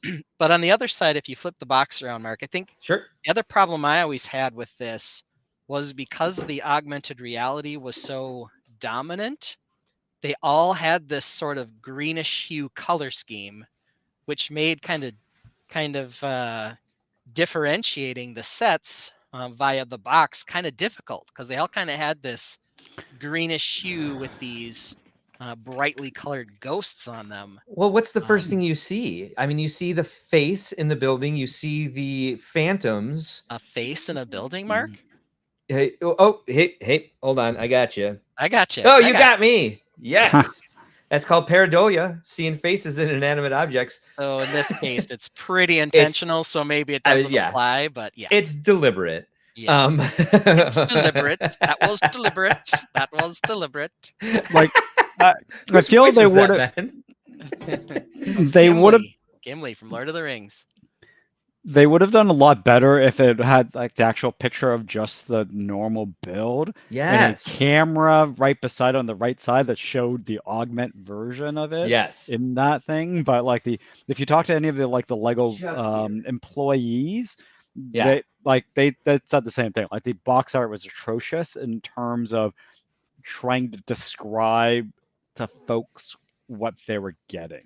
And it's unfortunate because if you ever actually played with it, as adults, it doesn't do anything for us. But I could see 10-year-old Simon okay, this is pretty cool. It's fun. On top of just the build itself, and the builds themselves were actually solid. Like the school bus is phenomenal. Yes. And wasn't there one that was like a mech or something that was just they're they were very good sets. Yeah. Yeah, I'd mentioned the school bus last week. I bought multiples of those on clearance. That's where I got most of my bright light orange. You said, "Hey, aren't you collecting that?" Oh yeah, Mhm. and that was a prime place for me to get all that. So yeah, I just want to bring out what Cornelius just said, in that the little boat from Hidden Side was great. I know, right? Don't we love seeing Gary? Sorry, I call him Cornelius. That's his name. Gary on the screen. I'll be perfectly honest. When I saw him at Chicago this year, I blanked on his real name. Right. Sorry. His screen name is amazing. But yeah, it's just great to see him back in the fold and have him part of our group again as well. But I mean, his son. This is the hottest take of the night. In that, like, Hidden Side, that boat, and I'm not going to highlight my own comment, but it just reminded me of it's nostalgic for me because it reminded me of Creature of the Black Lagoon. Let's see if we can pull this up real quick. The boat. Oh, the little boat or like the fishing boat? They had that, yeah, it was like kind of like a steamer boat. Yes. It was a great set, but it was the same thing. Like all the boxes looked the same, and you couldn't see here. Unless you were a mocker like us, right? A mock builder, you weren't necessarily. Yeah, that set is a great set. That you weren't is necessarily fantastic. Going there and knowing what you were getting just by looking at the box. Yeah, exactly. Yeah. Oh, you did highlight my. I did. Use the one with the new logo next time, please. It's grammar and branding with me, guys. Thank you. It might be Neek. I know he did a lot of stuff on the Hidden Side. You can try checking out Brick's set to see who might have designed specific sets. Yeah, sometimes they have the designers on that. Yeah, seriously. Set. But I do know definitely a good one. Neek, the guy that did the Voltron set, he was part of that team that did a bunch of these. Well, and the thing about this one is, like, it's got some. Is it the olive green that has some, like, some of the parts only come in this set, and it was only on shelves for like 4 months. Olive green? Or what's that green in there? Sorry. Sand There's green? something. Sand green? Oh, sand green. Thank you. Sorry. It's like sacrilege. Oh, sorry. That one plate. Well, I don't know. Maybe, like, I'm usually on top of my olives, but like that's not. Was it this? I might have been looking through this. Oh, it might be that. Yeah, it's some sand green there. Ooh, that's a good. Anyway. Sand green. All right, so I dropped this in front of it now, so that we could a little DNA. Yeah. So this is not Closet of Shame. I just got this, and I was, if we do another set section, I'm going to do a smaller set like this, and I am obsessed with this set. But they're trying to do a lot with this too, right? They're trying to promote the series. They're trying to promote the Dreamland. They've got the clouds. They've got the new that's a really big brand to put in the corner. I mean, if you compare it to the set behind it that says Hidden Side in the corner of the mansion, the school, it covers almost an entire half of the top of that box. So it's also very busy. There's a lot of like artwork in the background. There's a lot of perhaps confusing stuff, but they highlight the actual set that you get. And that is how you sell people product. I mean, because let's even look at this, the picture in back of the Hidden Side Haunted High School. What piece is actually making those eyebrows on the eyes in the pareidolia of the face that creates the high school? That's not an actual Lego piece. That's a cartoonization of the piece that's actually there, right? Is it? Or is it I mean, you've got to flip the box over. I don't know. Oh, it's a sticker. Yeah, I'm guessing it's a sticker on a tile. Sticker. But who could You're tell? right. Who could tell from this angle? You are correct. Yeah. So, like, even this, they're trying to tell you a lot about what you can do with the set, because you can give him slimy tongue wings, or you can give him slimy tongue, whatever that would be called, skates. afterburn on the roller skates. Slimy tongue. Yeah, Simon, you've missed it. This I know. piece yeah. here that is the rocket booster for Bunchu. Mark refers to it as the slimy tongue piece. I He thinks it's a see. disgusting piece, and I actually can't disagree with him. I had one of those in the turtle van when we took a look at that, and I can tell you right now, it is kind of a yucky piece. Here we can switch over to I my mean, picture here. and oh yeah, Here there it you go. is. Here, Yeah, and just kind of that grody with the yellow and yellow two-tone color. It just kind of swirls and that looks kind of gross. internal swirl slash sploosh pattern is different per piece. Yeah, there it is in green. So that one gets the slimy tongue award. Not an Yeah, award to be proud of. couple comments we can pull up here. I highlighted some of them on the screen, but Joellen, we know she is, of course, one of the biggest supporters of the Hidden Side. Mm-hmm. She said she loved the game, and so did her son at the time. And so did everyone that Joellen got to play the game at Brick World Fort Wayne, because like they had an entire Hidden Side display, and she showed all the kids how to play the game. And she had come up with the idea before they canceled the line, and so it was kind of like, how do you get this? And they're like, well, you can't anymore, but here you could do this now here and have fun with it. Sorry. Like, it's unfortunate because it was like an augmented reality had also kind of run its course by that time, but it's also something that's still, I don't think any of the augmented reality games ever really took full potential of the ability of augmented reality. So, I mean, it can certainly go into the future and create something better. They just have to work on their graphic design in order to sell it well. And Steven says that, and we don't deny this either. There's a set draft here for the seafood restaurant. I think that was the Shrimp Shack. Say that 10 times fast. Shrimp Shack. And there was some great parts to choose from in there. Absolutely. It's really the issue, that we're highlighting is, did you know that from looking at the box, or only when you were doing the set draft, right? Let's see here.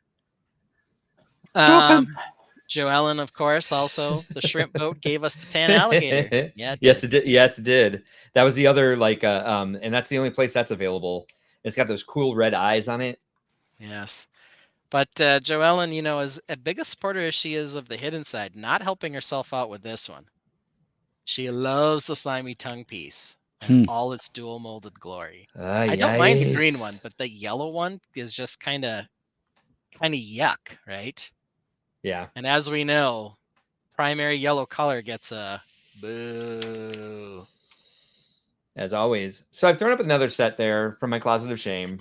I don't remember why. I think the reason I bought this was because of the coral pieces, which I've ordered through Bricks and Pieces, and every time I see it in a Brickling store, and I've never opened the set.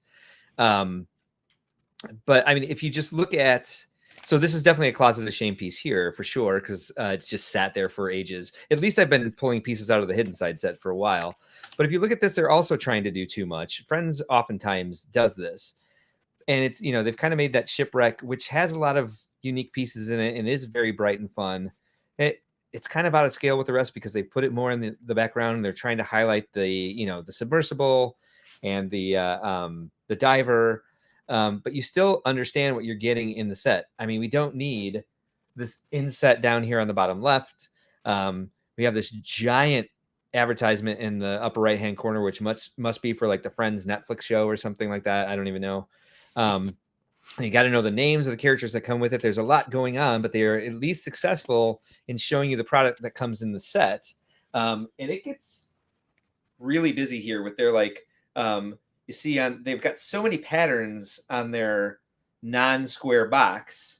And on the back, it's a little busy, but it's at least has columns that you can logically follow to figure out what they're trying to tell you comes in the set. Like, they've done a great job here.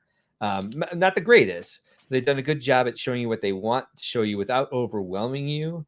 I think without the hidden side set in the back, I'd be able to say that the back of the box is a little overwhelming here, but at least it's good communication. It's better communication than what they've done with the hidden side. I got one more set to compare this to.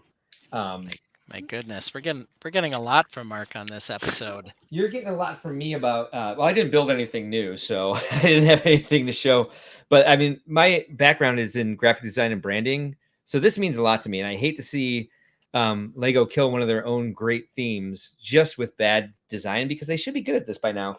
But I just picked up this bad boy.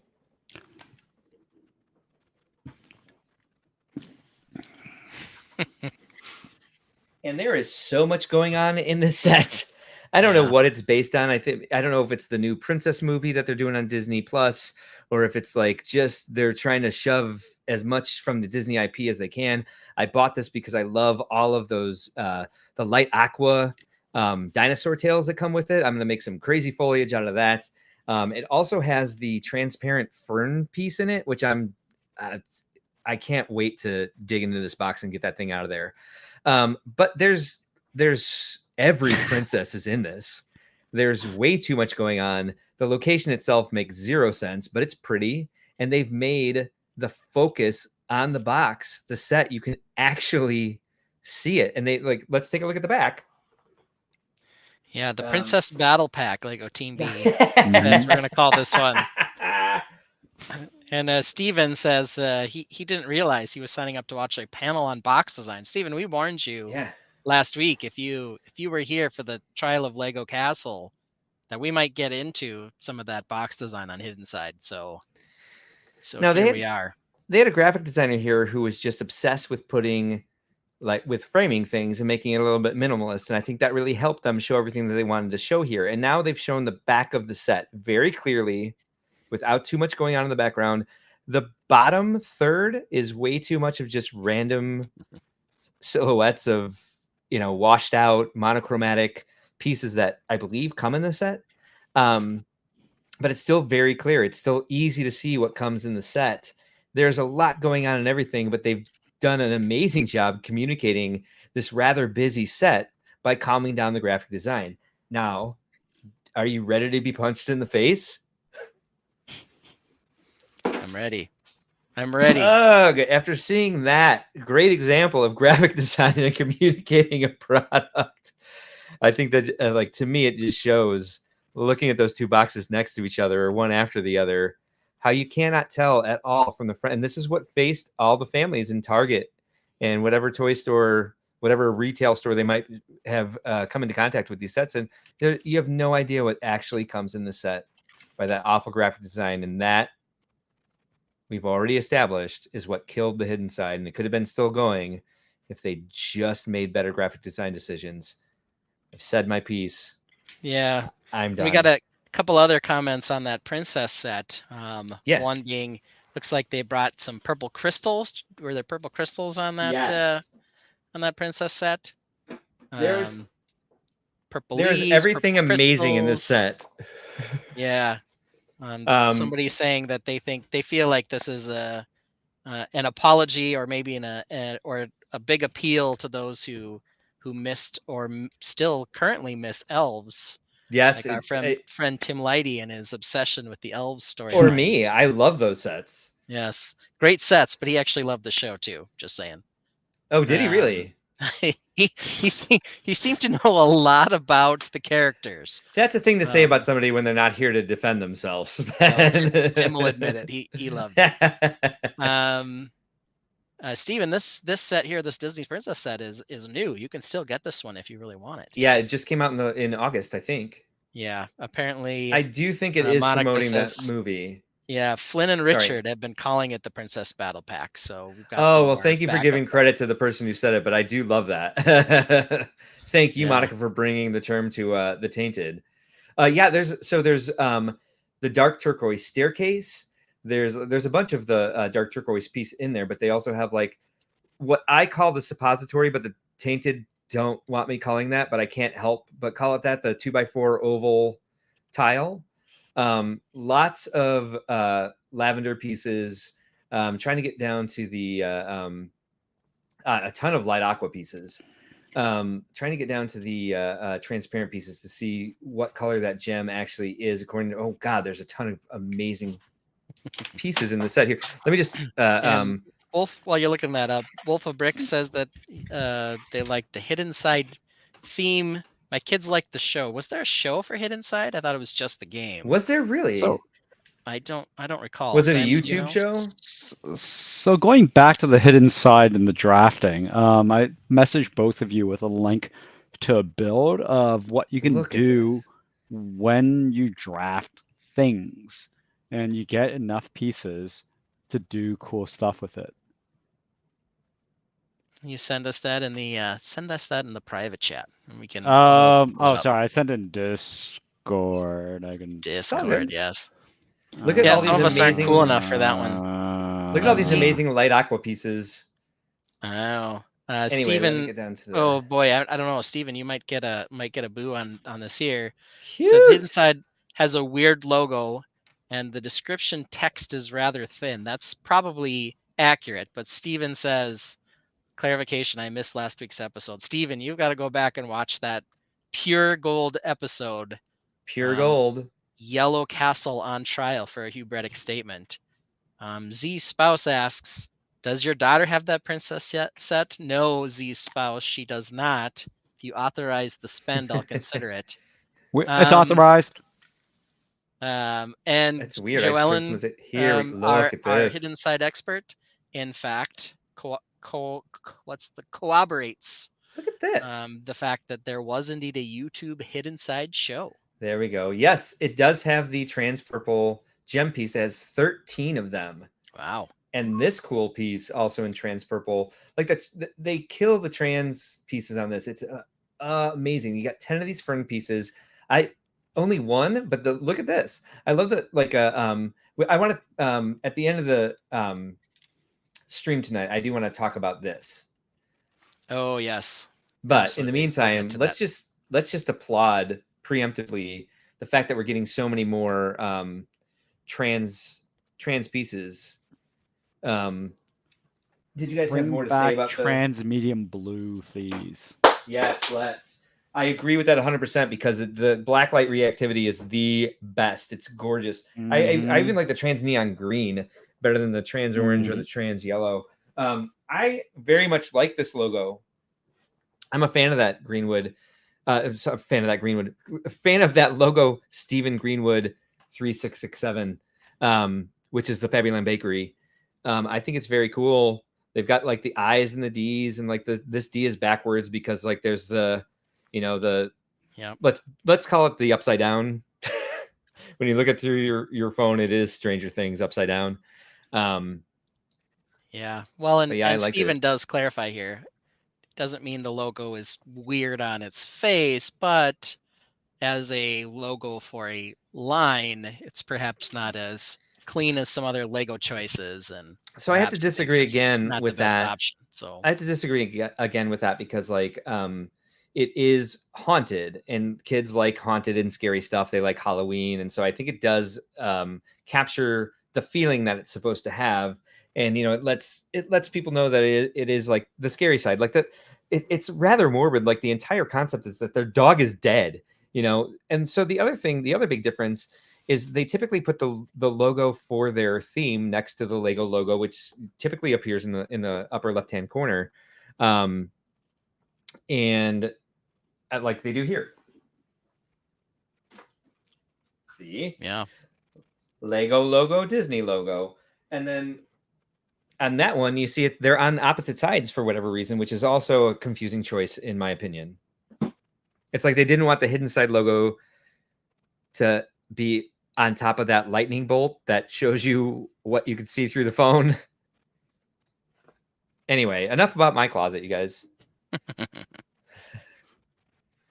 Yeah. Okay, so Steven's going to battle you on this one. I think maybe Steven's going to have to put your analysis of the Hidden Side logo on trial sometime. That's fine. I can defend that. Let's focus on the small text on the right then. Yes, the fact that sort of see your set come alive description of the set is kind of tiny enough to the side here, and kind of again in sort of the place you don't expect to see it on a Lego box. Did you highlight this comment earlier, by the way? Because I love it. I don't know who got punched in the face. Everybody, when I pulled down the Disney set and showed them the Hidden Side set behind it, I said, "Get ready to get punched in the face." Lego Team B concurred that he they was got punched in the face. Yep. Yes. Yes. No, I missed that one. Sorry. Apologies, Lego Team B. My greatest supporter in the Lego trial. So gotta highlight all of Lego Team B's. That's a great point, Stephen Greenwood. From a distance, can you name the set? Yeah, here you can definitely see it. 43-215, the Enchanted Treehouse, Newberry Haunted High School, much smaller and kind of very Times New Roman-y down in the corner. I don't know. And you need to turn on Dark Reader to to have a chance at seeing it. Yellow X says, "Hey, a man in Lego City has fallen into Hidden Side box art."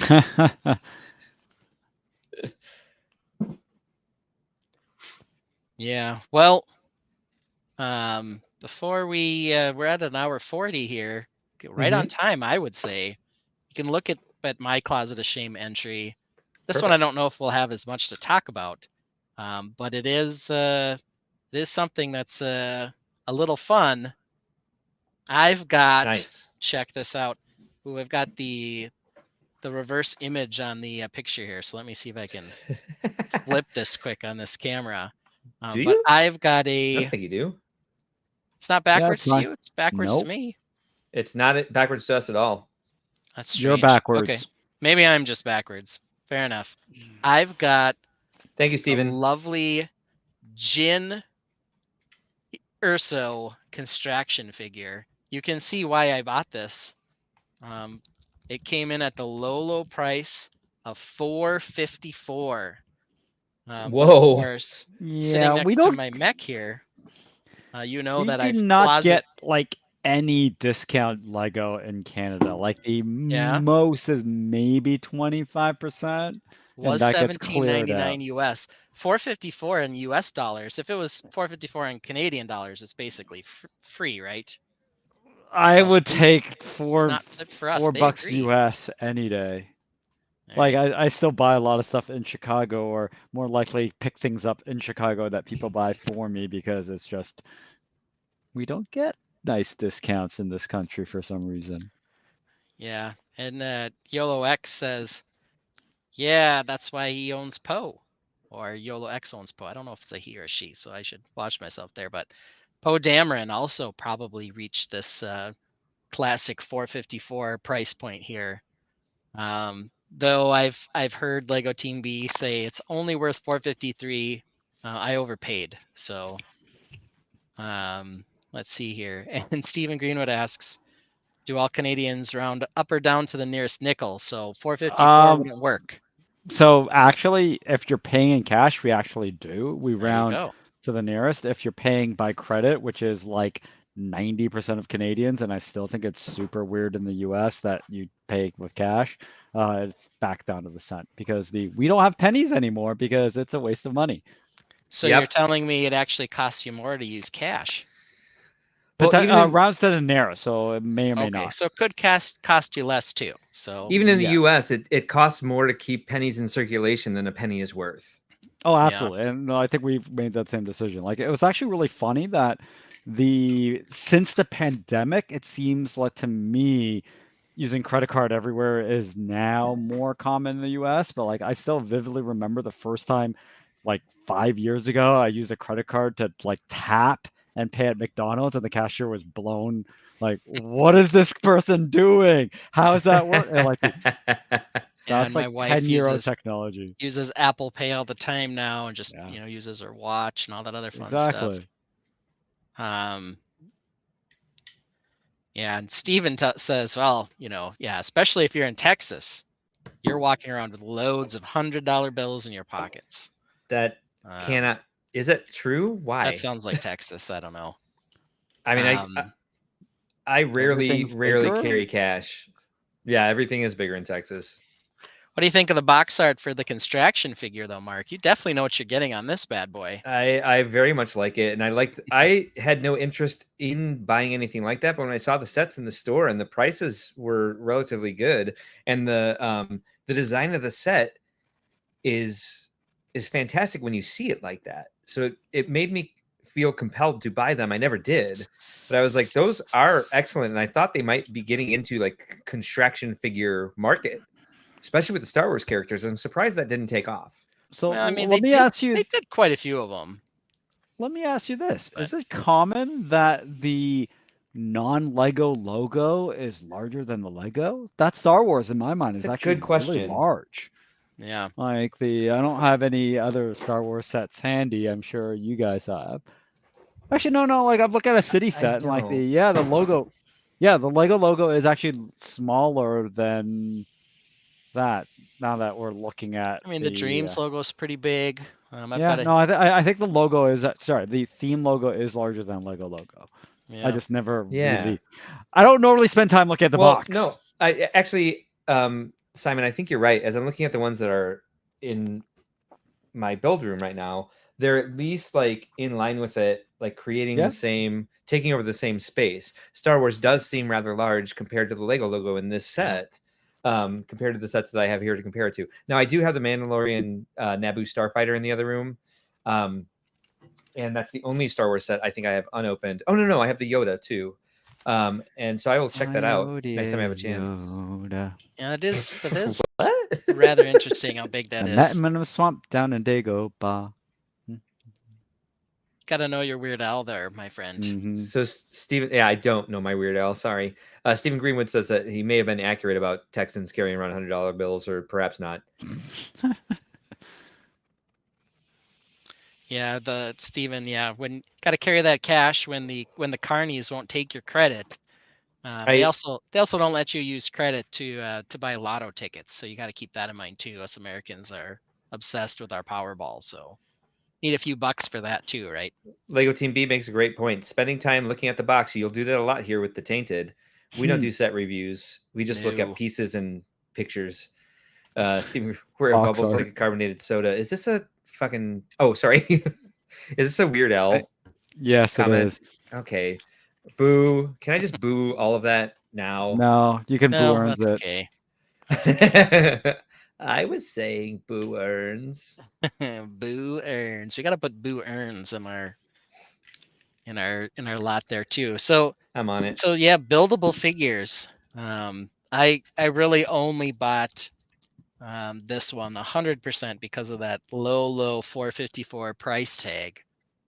But maybe it does suggest that my mech obsession was deep down inside much longer than the recent comeuppance that I've been giving it with all these crazy ball joints and armory pieces in the construction line. This piece too, Say the gun piece, 75009.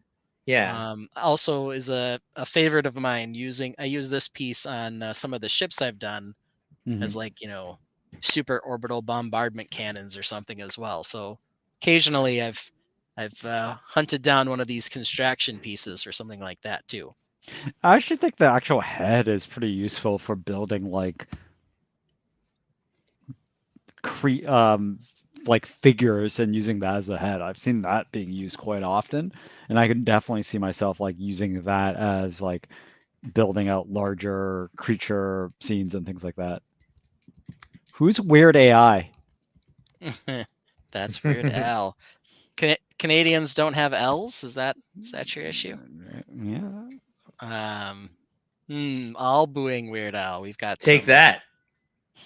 We've got some difference of opinion on Weird Al here in the I told them in the chat and with Mark here. So yeah, it's all ball joints in Genierso. it is. Yeah, I mean that's kind of the construction way, and in fact that did end up running them into some trouble when they did the Grievous figure.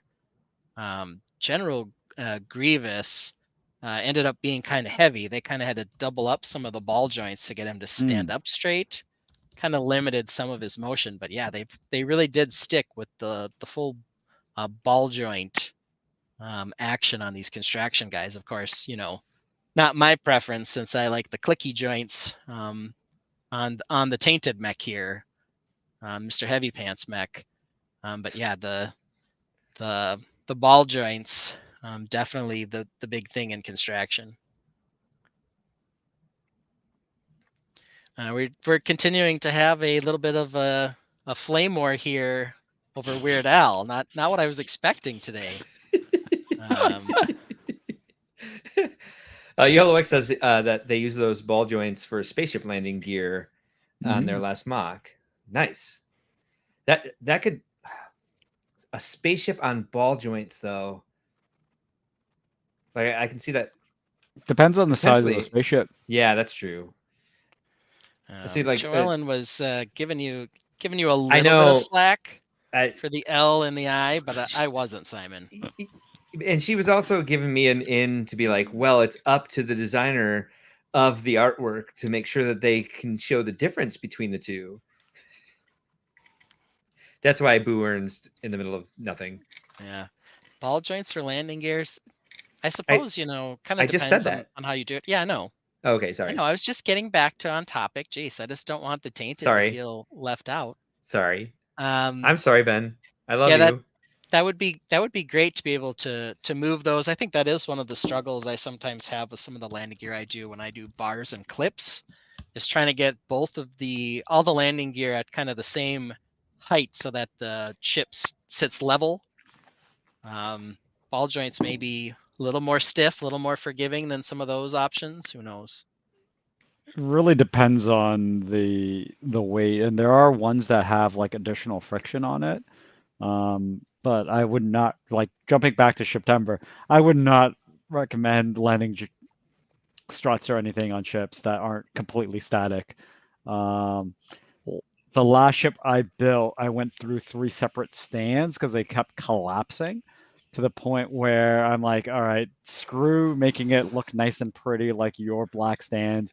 It is literally a lattice of Technic 1x16s just stacked up because everything else was collapsing due to the weight. Yeah. Well, these stands that I have on this one and the ship back here, this one lifts right off them. They're just socketed down in there, but that's not always the case when I do a ship. Sometimes they get so big and so heavy and so hard to put back on that I do end up attaching them. But this one in particular, you can just like I had something like that, except it also like extended outwards that I thought provided more support. And the end, it'll actually like collapse due to the weight. I'm like, gotcha. This is a lot heavier than I thought it was. Yeah, I think Ben's seen me put up my Fabuland airship at shows, and it takes basically a cardiac episode to get that thing standing up correctly, because the only thing they're standing up on is old monorail, like the monorail supports. I think another thing that probably would have helped in that particular case is if I built it on the stand. Ben, do you do that? I'm assuming you build the stand and then you build on top of it, right? Like usually, yep. The year that I did it was like I actually, it's displayed horizontally, but I built it vertically standing up because I had 3 of them and it was just easier to rotate each of the 3 as I was building them. So it stood up and like they're skyscrapers, and I put it on the stand and they're like, all right, let's build a new one. That's some sturdy building if you can build it in both directions. Yeah, and YOLO says ball joints are not for Shiptember ships. I know, I love that. Who use in their core the small ball joints all kind of tangled together for extra rigidity. These are the bigger ball joints, of course, though. And so I have these. These, you mean? There you go. These ball joints? Those guys. Yep. Yeah. I have these to build a curved. Sorry, there we go. Curved tower. I love this comment. I know, I love this. Duplos for Shiptember. I'm joking. People have, in fact, built plenty of Duplo ships for Shiptember. I want to see more. It's not that rare. But definitely has been a thing. The thing with that is that if you are building for Shiptember in Duplo, it's 100 Duplo studs. It's always 100 studs in the reference thing that you do. Really? So if you do Modulex, it's not 100 system studs. It's just 100 Modulex studs. So if you're doing Quattro or whatever the soft brick at Legoland Discovery Center is, it's 101 of those studs, which is like 14 feet. Are you boo-ernsing Monica? No, you didn't turn it off last time you used it. Oh, my fault. So it just keeps coming up? Yeah, but I got it. I'm all over this. So we did talk about this a little. I turned it up. Mark, stop. That's the other thing that sucks about us both having the controls. I'm like, I'll fix it. I said I turned it off. I know, but my It's finger was already going, and my synapses weren't firing fast enough. I'm sorry. Gary asked if you could do a soft brick ship. Oh God, it has to be 100 We've soft done brick it. studs We've done it. long. That, right? Yeah. Monica says I may have Been missed there, it done earlier. that. Standard Shiptember, just spaceships, or also sailing ships and boats. We did talk about this. To make it onto the poster, which is sort of the end game for Shiptember, it typically does have to be a spaceship. But of course, think outside the box. We encourage some creativity here. If you want to just build something, whatever it is, and post it into the group, you might get some feedback. You might not make it on the poster, but you could certainly participate that way if you wanted to. It would just be, a little outside the standard, but still kind of fun. Yeah. And You might have missed it. Oh, go ahead. everyone I just agrees. posted Mark, in stop. I posted in our private chat we have built a soft brick Shiptember ship before. Let me open that bad boy up. All right, you do it because I was about to do it. You do it. Oh boy. Okay. And Share- let me share. Look at this. Is probably going to be some. It'll tell you it'll show you exactly what you're sharing before you share it. Okay, I'll share screen. We're probably going to get some. Here we go. There's Simon rolling in the soft brick ship. 100 studs. So what's really funny is we actually use basically every single soft brick at a Legoland Discovery Center. And we sorted it out by color and everything, and that was super fun.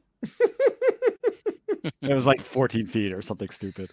That's amazing. I love that it looks somewhat like you were going for like a Star Destroyer. Then you were also like, let's also make it kind of a go-kart Star Destroyer. I think it was. I love it. It was definitely a Star Destroyer, but we're going for the Spaceman Spiff pose. Oh, okay. Oh, of course you were.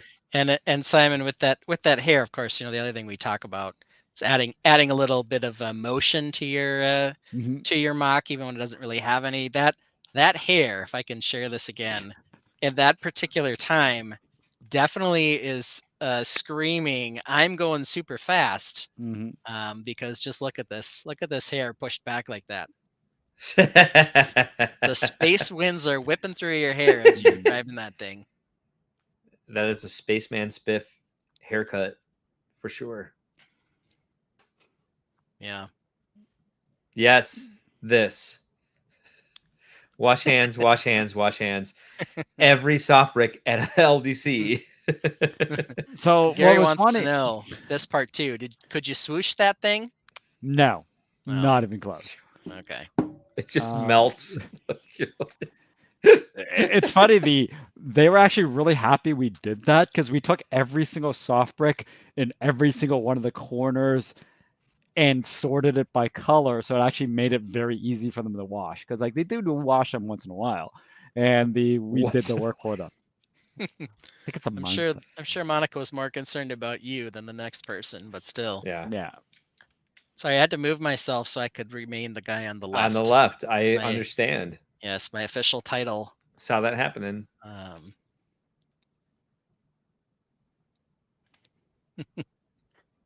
thought they were clapping. What are we talking about? Who was clapping? Thank you. The hand washers? Oh, there's a clap. Well, she made the comment, so I don't think she'd misunderstand it. See, I'm glad you're in this now because there you go. This is the hand clapping emoji, but apparently it's actually. Well, it made sense that you would say wash hands. It made a lot of sense to me, Monica, that you would want to wash your hands after you touched every Lego soft brick in an LDC. Yeah, absolutely. We're all for it. You could have just rolled with it. Yes. And then applauded him later, and I wouldn't have known the difference. Cool. Well, we'll stick with it. I don't know. I think you should have washed your hands for sure. So you guys did Simon's Closet of Shame while I was switching cameras, right? Sewer baby. Yes. Yep. And she was indeed confirming. She was trying to clap for the ship. Not But wash of our course, hands. wash hands, wash hands. The tainted always wash their Still hands. totally worked. Yeah, Yep. you better. I know your hands have been. Mm-hmm. Also a fair point. Thank you. I thought so. Well, and that was your point, so thank you. That was the point you were not making. That was very fair. Very fair. What do All you right. think, Mark, of our new str- setup here, where I'm able I was to about to ask you the same push these question. buttons and all that? I liked being able to do it. I love it. I Right. don't even mind when we run into each other doing stuff because it makes funny things happen, and like I think we just need to watch to make sure because it'll say show or hide. So if you've already hidden it, it'll say show, and I just need to like it's a learning curve, Yep. and for like the learning curve that this can be, because we aren't content creators by nature. I think we I did argue really you well are, tonight. but the wrong type of content. What do you mean? Okay, expand, expound upon that. I mean, Well, I mean, What do I you create do content most of and the it gets time? posted on the interweb, yeah, and on Yeah. my Flickr page. Lego and, is content. right, and on my Instagram or whatever is going to come next. Without us, there's no Beyond the Brick. Well, not us personally, but like people like us. Yeah, Simon meant himself. We know it. It's okay. Well, I was the last person on their podcast. Mm-hmm. Do you I mean, remember they that last stopped doing their decade? ours now podcast? too. So They okay. they stopped like a decade ago. Like I don't know. they do YouTube stuff now. Oh, I see. But I like because I only recently heard the term vodcast being used again. Pod audio. This was an actual Right. podcast. So my yeah. Yeah. but Yeah. my point is I thought the term vodcast had gone out of style because I heard people referring to their YouTube channels as podcasts. No, back in the day, Beyond the Brick started as interviewing Lego people about the hobby and stuff. What platform were they on in that day? It was some sort of like think I- podcast website. I think I did Like- one. I think I might have done one. I didn't. I guess I'm the odd man out. Shocker. I'm just the guy on the left, everybody. I can't wait till Ben's star rises, and like so I have to find a new co-host because Ben moved to Hollywood with his family. No, I'm still ignoring all the Instagram messages from the casting directors at Lego Masters, but it's okay. I'm sure Simon's ducked a few himself, so I potentially have been invited or could be invited to every single winning part of the winning group's wedding. I turned Tyler and Nick down. Erickson's did not ask me. But why yes, did they get married? Who are they marrying? If and when they get married, I'm hoping I The get same invited thing. just to get Yeah. my streak going. Gary says someone has to be on the left. I do love Someone. that. Yeah. Gary's rejected me many times himself. I So I don't know. know. I don't know why he's pretending I've consoled like you he's sympathizing here. Yeah. I've tried to take Gary out on a mandate. several I times. don't mean mandate. I mean a date for two men, to go see a movie and hang out as bros, and he's rejected me every time. I know. It's Have sad. you considered taking him out for wings? That's worked Well, for me. you know, that's the other sad thing. So, Mark, do you know about wing lug? Wing lug? I do Yeah, not. wing lug. Fixing my hair. I don't know how many B-dubs they have in Canada, but of course, None anymore. They literally anymore. pulled out. in Chicago, Pulled out. Simon does love the Buffalo Wild Wings, and I got him to take me, not this year, but last year, so I could become part of Winglug. This, unfortunately, he only welcome. brought one of the bricks, and my son came with, so he got to be a member of Winglug, and I did not. So Wing lug. If only I had one more, but if only you had one more. It's quite the rite of passage. Yeah, so my son's very happy. He's the Winglug member in the house, and he brings it up occasionally. And says, hey, Miles. I'm a member of Winglug. What about you, chump? Miles. So I am somewhat not surprised that Miles would rub that in your face. yeah, Oh, missed a comment. yeah. Miles is very proud to be part of Winglug. Confirmation. Yes, he is indeed. It's true. Yeah, I lie. Wait, Z wait, spouse wait. tells the truth. So Oh, verify. hey, yeah, I guess we knew she was here. I was gonna say we should thank her now that we know she's here, but she was there right after we already thanked her She for came in, literally upgrading while we were your talking about that. Yep. Good time for me to Wait. come in is what she said. That's right. I remember 20 minutes ago. Do you? Yes. It was. She It said just it takes was me a a second. great time for Time me for to me join. But you were Good close. call. So, but does that mean I gotta take Miles to an escape room? Oh, Escape lug. Hey, we can create an escape room at we would Brickworld be in. Chicago. We would be in. My Yeah, wife and I we would be in. I don't can. know about Miles. I did one during the virtual shows. Well, and I know Simon How did did- one himself as well. He built an escape room for Bricks in the Six. We made Lego So- rooms and put puzzles inside the Lego builds, and like the people who were participating had to figure out how to get out of the room they were locked in. Gary, would you be in if it was just me and you for a mandate? I'm guessing no. I'm guessing you need other people there, Gary. Just saying. But Ben is right. In the inaugural Bricks in the Six, I did build a life-size Lego escape room with Oh, a life-size one. yeah, Yes. life-size. Jeez. I think eventually, I remember seeing one video. Someone just kind of got sick of trying to do the puzzles and just started breaking the wall apart to find the mechanism. Oh, But that was me. That was Gary- my speed run. Gary accepted your proposal. You guys are going on a mandate in Chicago 2024. just no romantic candles. What's the point then, Gary? Right? Yeah. I I don't think there's any such thing as going to a movie with anyone without romantic candles.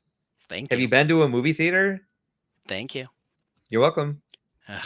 Got your You don't back. even need romantic Mark, candles. We can get the Amazon ones for $16. 24. You can have 24 romantic 24. battery operated candles at your mandate. And I like how mandate doesn't necessarily sound bad if we just say it's a mandate. You know. I know. Oh, you're I coming was with thinking me. the same Gary. thing. It's a mandate. You know, Yeah. like Mark said, it's a mandate. He's mandating this for Brick World is that Yeah. you have to come with me. It's a mandate. Gary has been mandated to a mandate. Yep. Which isn't repetitively redundant. That should also I be a think we've brick. lost most of the tainted here. Maybe not. Monica Someone throws just out, joined us. Can you Mandated mandate. mandate a mandate? Absolutely. I love it. That's a great term. Gary says he always has the kids at theaters now. I could bring my kids too. Then Well, we could let them, Oh. hang out together, yeah, and we can still be on. They're the in the mandate. kid. They're in the kid spot. The kid table. There's a kid section at a movie theater. Canada does things way different. I'm Just making gonna that up. say. So- I go in the adults only. So moving forward, I think that like means something else too in the United States, Simon. so I'll be out of Oh, right. I'll be out of the country the next 2 weeks. So I think that's a great time. May I suggest that like you guys share some Shiptember progress over the next couple of weeks and kind of walk people through the process and show your progress and give, kind of a way for people to join Discord, watch other people's progress, join in the progress here, maybe even be able to like share some of their progress through the Tainted chat. Maybe spend a couple Shiptember weeks and I'll come back in. We'll make it Shiptember month so that we make it like a thing. Well, we want to do Lego Crimes when I get back because Maybe. Nicole's interested in coming back on. I've got a couple crimes lined up. I'd love to do Lego Crimes again. Okay. Yeah, Gary says he sat near you at the improv show, so that should be close enough. Was that not a we didn't- mandate? We didn't hold hands, so He was near you. not near enough to hold hands, apparently. Right. And Monica probably enjoyed your face, Simon, when that finally clicked with you about going to the adult theater. Yes. That needs to be that's going to be one of our TikToks, 100%. I'm going to slow motion the dawn of Yeah. realization.